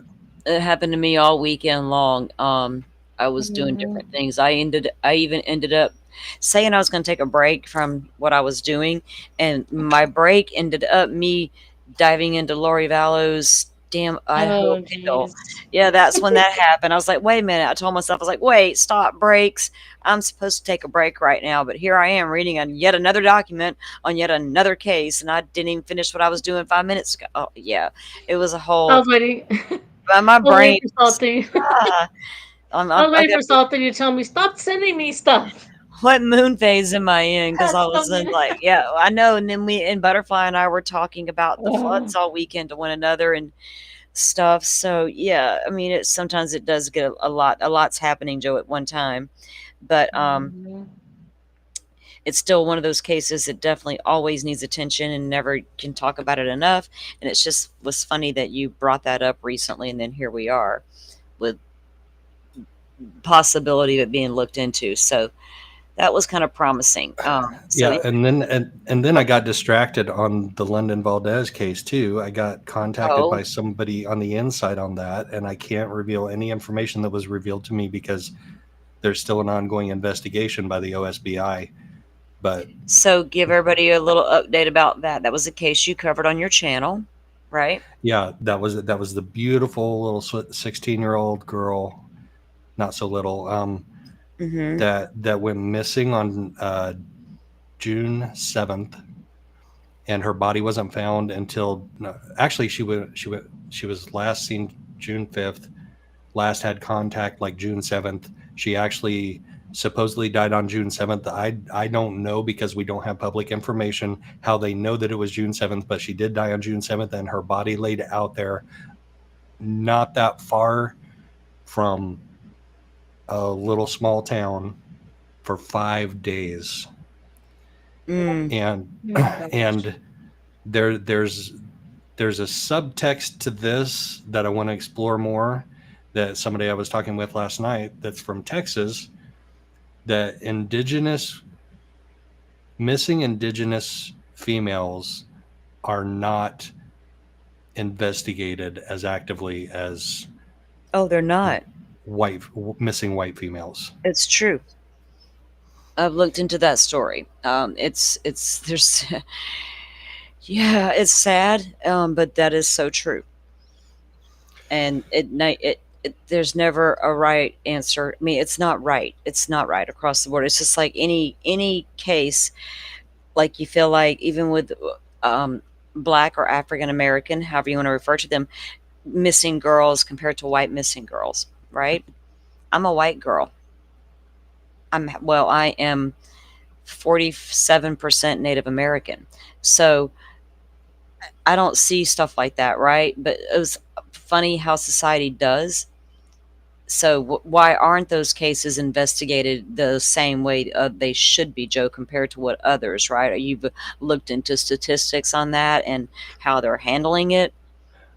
That's definitely going to be a project that's on my board that can't be at the top of the board right now because of all the other stuff that's going on. But that's definitely something that the public needs to know more about. And I met somebody that can help me with some of those statistics and anecdotal stories as well. Mm-hmm. But her body laid out there, and this is rural Oklahoma, and there aren't that many places that you have to look. If you wanted to find her, they probably go around to these small towns, go around to these county roads that are a half a mile apart, and have a search radius area of 5 miles, and you'd find so it within 2 days.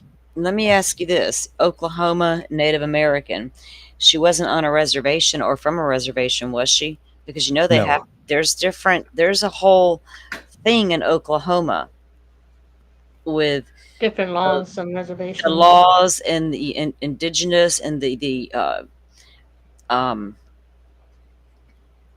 law enforcement. There's a lot. To interfere. Yeah, especially when it comes to the tribal grounds. There's tribal laws it's a whole thing in Oklahoma. It is, and it actually isn't any better and maybe worse on reservations because the reservation has their own law enforcement. That's what I'm saying. Reservation is different. So yeah. So I was just curious: is she from a reservation, or was she found on or near, or suspect wise? Are they from a reservation? Because that could be, Yeah, she was living with her grandmother in that little small town that I went through, Hooker, Oklahoma, and that is not reservation land. No, that's in the Panhandle. That's in the Panhandle. So, right. So there's Hooker PD, and then she also spent time up in Liberal, which is in Kansas, just across the state line to the northeast. And the two guys that she was seen with, both of them are from the little town Beaver. Just outside of that town is where her body was found 5 days later. So if she's last seen with these two guys that are from this little town called Beaver, and why do they not find her body for 5 days? And they abandoned their car, and yeah, it's being investigated. So I got to be careful. I can't say too much, but all of that is public information now, I believe. So I didn't reveal anything that's confidential at this point. But we're keeping an eye on it. We're keeping a close eye on it because the OSBI needs to do their job. And if they need to call in the FBI to help them on the investigation, then that should be done too. But she needs justice. Absolutely. There's so many missing that never are found, and then there's so many that go missing that are finally found, and then they are harmed in such a way, and then that person is never found. It's uncalled for. And the fact that we don't search, like, I feel like, especially when children are concerned or a young person, everybody should be out looking at the same time, and that's just not the case. But getting the word out there quickly, is always going to be, what's the answer? And I've been asking that question for a long time with the missing people as well. That one thing we have in our hand constantly is that damn phone. What can we do to improve getting the word out, especially into the local communities immediately, right? That someone's missing. Local YouTube ads maybe, but then, or whatever platform. I don't know what the answer is. There's got to be an answer to get it. Like back in the old days when the milk cartons became a thing, put them on the milk cartons, because at the breakfast table, everybody's pouring the milk there. You see the pictures. Well, the Amber Alert thing puzzles me because it used to be that we got a lot more Amber Alerts than we get now. And then all of a sudden, states started changing the requirements for someone to be eligible for an Amber Alert. And there are children that go missing that they don't issue an Amber Alert for because they don't believe that they're in, quote, immediate danger or something like that. It's whatever the criteria is. Yeah. And is that a reaction to us becoming desensitized to Amber Alerts? I don't care. Get the alert out there. Let people be looking for that car and that license plate. I still do. Whenever I see an Amber Alert on those highway signs, whenever I go one, I'm like, it's a Honda Civic with Oklahoma license plate, 7543 GB2 or whatever it is. I literally was driving behind a car that almost matched that. It was the same make and model of car. It was the same state license plate, but it wasn't the same license plate number. But I was ready to call. I was like, I'm going to get up behind this guy and read that license plate. I don't see how they can say that the Amber Alert system may have been overused or people became complacent, because I don't think the information was ever given out the best possible way to begin with. I was quite pleased when they came up and started putting the electronic signs on the interstates, and then would transmit the Amber Alert there. And here in Florida, you're going to get the silver alerts as well. Yeah, we get them here too. Right, on the interstate like that. So I think that's all really good. That needs to get out quickly. But like you said, Joe, the criteria, the changes, and what criteria they need to meet to be. Otherwise, they list them as missing and endangered, right? Missing an endangered child. For an Amber Alert, there has to be an abduction. If a child's missing, how do you know if they ran away or were abducted? They're still missing. They're still missing. Exactly. A runaway child don't know what the hell's best for them, so therefore they are missing. How they came about being missing only matters if they're not unalive. Do you know what I'm saying? It doesn't matter how they became missing. Go find them. Then we figure out what happened. But right now, go find them. Even if they ran away. Let's get them to a safe place anyway. Let's figure out why they ran away. Let's figure it out. Let's investigate to see if there's troubles in the home, if they're abused. Let's do a forensic interview, they're experts in that, in There doing are forensic. resources in place for Yes. that, you know, and I know that other agencies and states are better at it than others. I get that people are going to say, well, the services aren't available. Well, unfortunately, you're right, but they are in a lot of places. You just, you know, so yeah, even if we have to get better at doing that, let's do that. It's like crying, oh, it's not the law fault, it's the mental health fault on certain control efforts. I'll just leave it at that. Well, okay, I get you. It's not really the weapons fault, it's the mental health. The user's mental health is the fault, right? Get it, got it. Now what are we going to do about that, right? So let's fix that. If that's the problem, let's fix that. Let's fix mental health in the country, since we're crying, oh, it's all mental health. Let's do I know better. I've seen those boards with the alerts on them. When I would go to work, I would see them in the morning. But I know as well that I didn't get that alert on my phone. So I Right. see the sign with the alert on it, but I never got the alert on my phone. And then there's people who don't travel along the interstate. They're just traveling within the city. Yeah. So maybe more signs within the city, maybe where traffic lights are, that have something on it that says, Well, I think that's especially important for local missing people, right? Because you don't know where they are around town yet, or if they've left town, or if somebody got them and took them out of state. You don't know that. Of course, on the Right. interstate, you need it for people who jump on the, I can be out of state within minutes and whatever. But the minute a child goes missing in the area, get it out there as quick. Go throw up electronic boards that are already ready to go there. You just got to put in the information, like the blip boards. Yeah, that's what Right? I'm saying. Like you have them for when there's construction on the road. Oh, you're going too fast. Why not one for a child that's missing? Exactly. And just get them. There's probably so many different ideas and ways to implement change, these things, and come up with real life ways to help and get information. But is anybody going to listen to that? Are they going to take it seriously enough? Who do you contact? Who fights for that kind of thing? That's the thing we probably should be looking into. It starts within the government at some level, right? But who's advocating for that type of change in the system, Right. For the children and for missing advocates across the board? There are some good channels out there that cover the missing, that do talk about a lot of that, and you and I have seen some of those channels out there. Arctic Fox is one of those, right? He Right. always did a lot of good in the community. He's still around, from what I understand, still keeping up the good fight.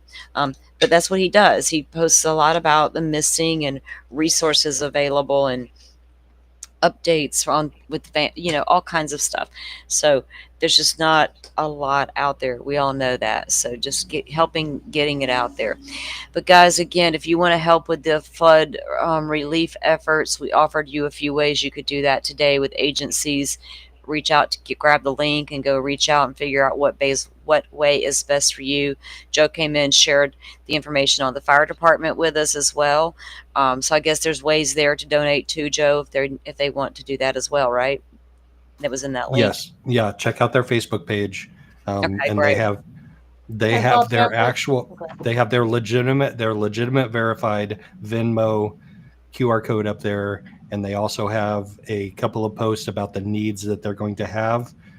And basically the best way, I guess if you have those things sitting in your garage, you could ship them to them, but most of us don't. So sending them money that they can spend the best way that they know how is probably the best way to help them at this point. Right. So I put all the links in our Discord chat. So if you want to, I don't know how you want to copy those and put them in the post. Great. That works out perfect. I'll go grab that link that she's put together for me, guys, and then I will post it over on the community tab. And so if you guys want to share that out onto your socials, you're more than welcome to do so. And it's just, like I said, ways to help and ways to receive help if they're in the area as well. So if you're anywhere near the area, if you have family or friends in the area, send the link to them. They can figure out, they may not have known about this resource or that number, or they can share it out as well. Whatever we can to help get the word out there and just wrap them in good vibes, guys, and prayers, whatever your jive is. Hey, Dolphin. Hey, Dolphin. Coming in. Thank you and Joe for covering this.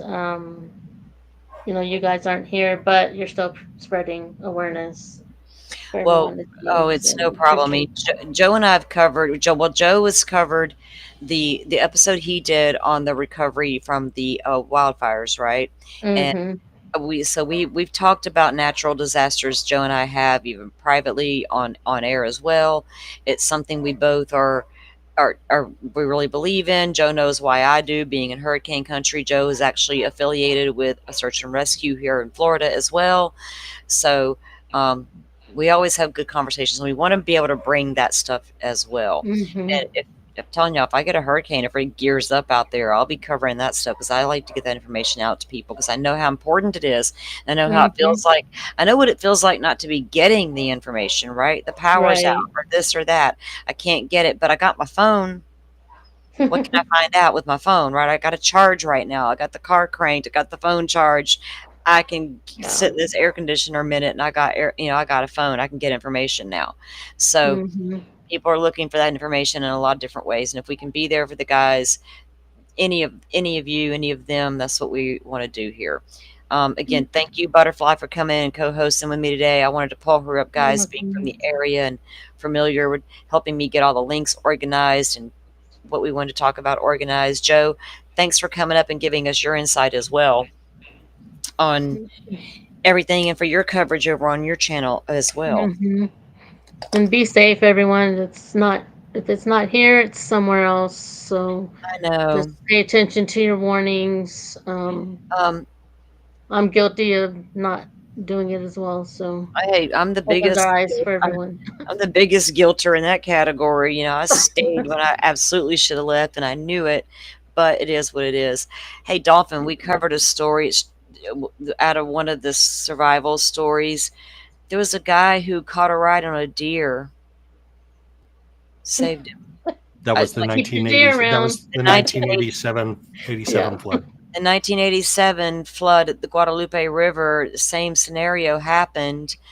10 children were lost, but there was a survivor who caught a ride on a damn deer. And I was like, where is Dolphin for this deer story? Right. It just Keep didn't. your deer around. It reminded me of Dolphin's deer, and I was like, well, dang, that guy literally got a ride on the deer, and that saved him. So nice little story there. And like I said, guys, there's a lot of stories coming out of the area, right? A lot of tragedy we're hearing as well, but a lot of heroic stories as well. And the survival stories, man, they're heartbreaking. And I just don't know if I have the vibe to take it again today. It kind of, it was a lot to see over the weekend as it was happening. So, definitely again, holding a place and prayers for everyone. Yes, most definitely. And guys, I need to check, but they were on verdict watch for Crystal Rogers' case. I still have a lot lined up for that. They're going to have a verdict hopefully today. It took 2 hours in Steve Lawson's trial, so I heard. Here we got two people, and it's a whole thing. But so I think they were saying they were doing closing arguments today, and then leaving it till tomorrow. Is that still happening, or did they change? I don't know. I'm confused now, because I thought they had closing arguments. All that was on Friday. I thought they already went into deliberation. Okay, so I got some catching up to do, obviously, and we're going to talk about that this week as well coming up. And I'm keeping an eye on the other cases we're following to see if anything new develops in there that we need to talk about. Joe's working on something, and I'm going to be planning to do a little deep dive into that Lori Vallow document over here. Y'all know how I love to read them damn court documents, and that's like a document. I was like, damn. I haven't seen it. When I finally peeked into it, I'm like, I got to finish reading it. So anyway, it is what it is. So I'm going to be doing that this week as well. So anyway, we're going to have some freed up time. We're no trials anytime soon. Yeah. But we will be having the big Kohberger hearing coming up. So for sentencing. Yeah, Kohberger and then the Stearns. Which is on the 22nd? Wait, what? 22nd is jury. for Stearns. Nothing. Yeah. Yeah. So they Jury pushed it back a selection week. starts on the 23rd. Oh, let me grab my thing, 'cause I'm thinking the Koberger. Hang on, Koberger hearing is the. Let me grab a Stearns thing here. I didn't check Stearns' docket this morning. Let me check it really quick before we do go. He's the one I didn't check this morning. Let's see if they've had any changes now that it's the better part of the day, if anything's been entered. Because we have the CSAM trial coming up. It's still set for 7/22 at 9 a.m. Yeah, I think jury selection. Yeah, that will be the Isn't- start. It'll be the start. Is it Let's see. Kohlberger the 23rd or is it the 23rd. 22nd? Okay. Those 2 dates. So we may have opening arguments. If they're even going to televise this damn hearing or trial at Stearns, let's see if there's anything in the docket on that. So it looks like order denying the motions to suppress the evidence was entered, and then we had the felony court minutes that we reviewed for the pretrial. And then the jury trial is set, and then the second they filed saying jury trial for the 22nd. And that's the last we've heard of anything. He wanted to keep the newspapers out of the courthouse. That motion, the motion to continue by both sides was denied. Everything was denied, blah, blah, blah. You're denied, denied, denied, sir. You're going to trial. It looks like we're going to trial in Stephon Stearns' case. Like I said, on the 22nd at 9 a.m., I believe Kohlberger's little hearing, I'm calling it the little hearing, the sentencing hearing as the 23rd. So we're covering we're covering the sentencing hearing if we have to come back to Stearns later that day if they're airing it. So, and I say if because it's a CSAM, I don't know what they're doing. We are supposed to have it aired, but I don't know how they'll handle that. Yeah, me either. I'm still waiting to see if he makes it to. Y'all, the Makes new it to Superman movie. Oh, I had no idea there was another one coming out. oh, I didn't know. Nope. Didn't know. All right, guys, I'm going to let you go for the day. Thank you, Butterfly, for coming up, and thank you for gathering those links for me, and I'll grab that and post it. Joe, thanks for coming up. Do you have anything coming up in the works this week or over the weekend? Anything planned coming up? Is Joe still? Right now, yeah, I'm here. Right now, Texas is occupying a lot of my brain, the Texas floods. So I also have to use the other search and rescue organization to try and maybe help that fire department out. So great. That's occupying my time and my plans, and I plan on giving some updates. Other than that, I don't have other stories. Oh, yeah, I do. Yeah. Jack Fox of Never a Truer Word and I are going to review that Lori Vallow Daybell interview with Nate Eaton. And he's going to analyze her words. Oh Lord. Oh goodness. Okay. It will be entertaining and interesting, and I'm always interested to hear his analysis of people's words. And does she have some words? And does she make some word salads? But she also says some things that are enlightening in that interview. Oh, she doubles down on things I already suspected, right? Yep. Yeah,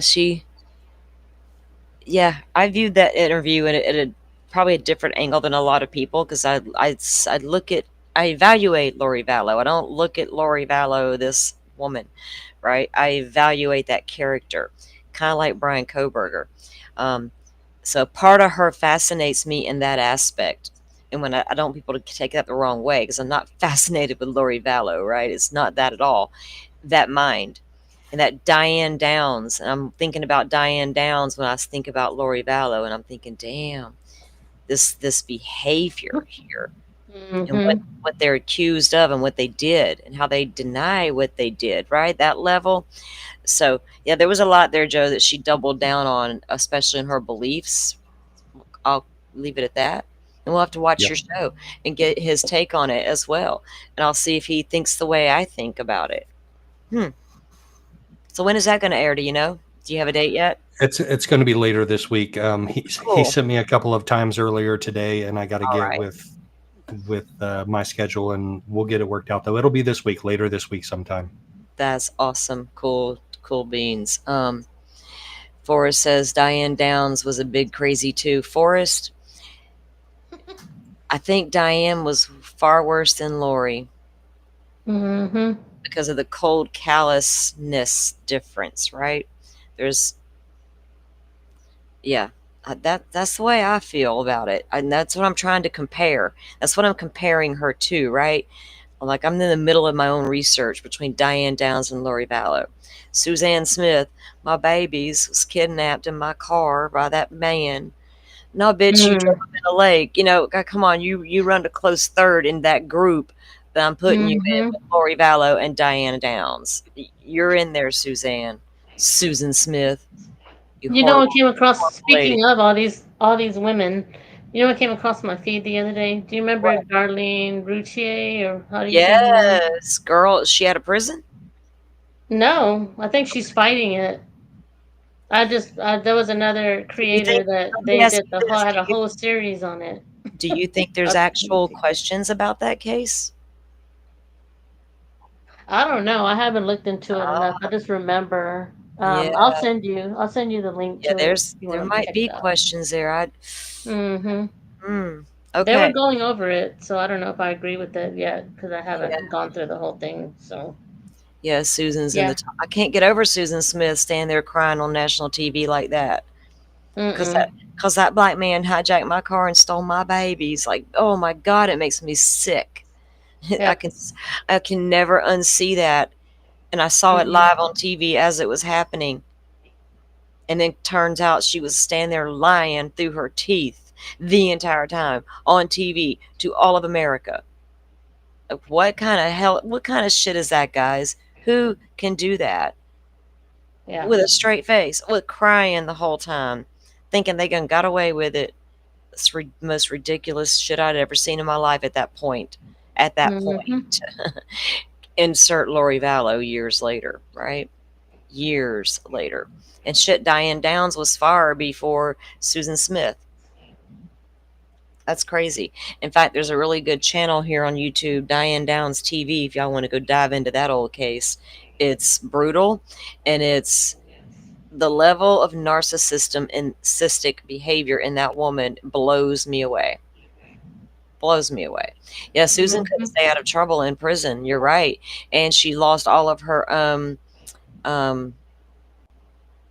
parole hearings, right? She kept coming up for parole, and she got in trouble and got in fights. Did she have a relationship? Wasn't there something with a guard? Shit, there was all kind of stuff. All kind of stuff. I'm gonna share the link to Diane Downs TV. Okay, yeah, Diane Downs TV.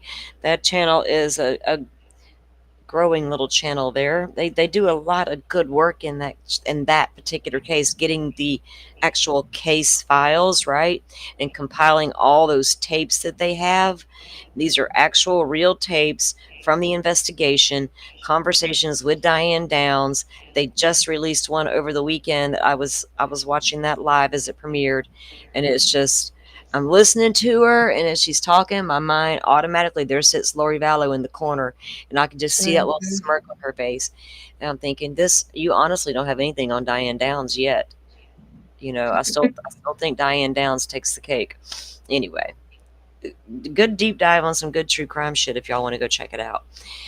All right, guys, I'm going to let you go for the day. Thanks for being here, hanging out with me. You guys, thanks for your support for the victims of the floods in any way, even if it's just, all you can do is pray and send good vibes. That is enough. Do that, right? If you can go beyond that, we've shown you legitimate ways that you can go and help in the way you see fit. All right, guys, thanks again. Joe, yeah, I appreciate you guys so much. And guys, I'll be back at some point in the morning with a new show. We'll get into our Crystal Rogers stuff, and I'm going to go find my update for today, see where they stand today of what's going on. And yeah, Joe, I'll look forward to what you got coming up. And yeah, thanks for having me up here. I appreciate it. Thanks for helping me get the word out about Centerpoint Fire Department. Oh yeah, Volunteer Fire Department. were devastated. So, and like you said before, it's all about getting the word out, and social media is a huge way to do that now. So Yes, let's definitely. push it. We will, and I'll grab that link in just a second, guys. I'm gonna go grab a Coke. I'm gonna walk outside for a while, and I'll grab that link and put it in the channel's community post tab over there, so you guys can have access to that link with everything we did today. All right, guys, thank you for coming, and we will see you again tomorrow. Bye, everyone. Thank you. Bye.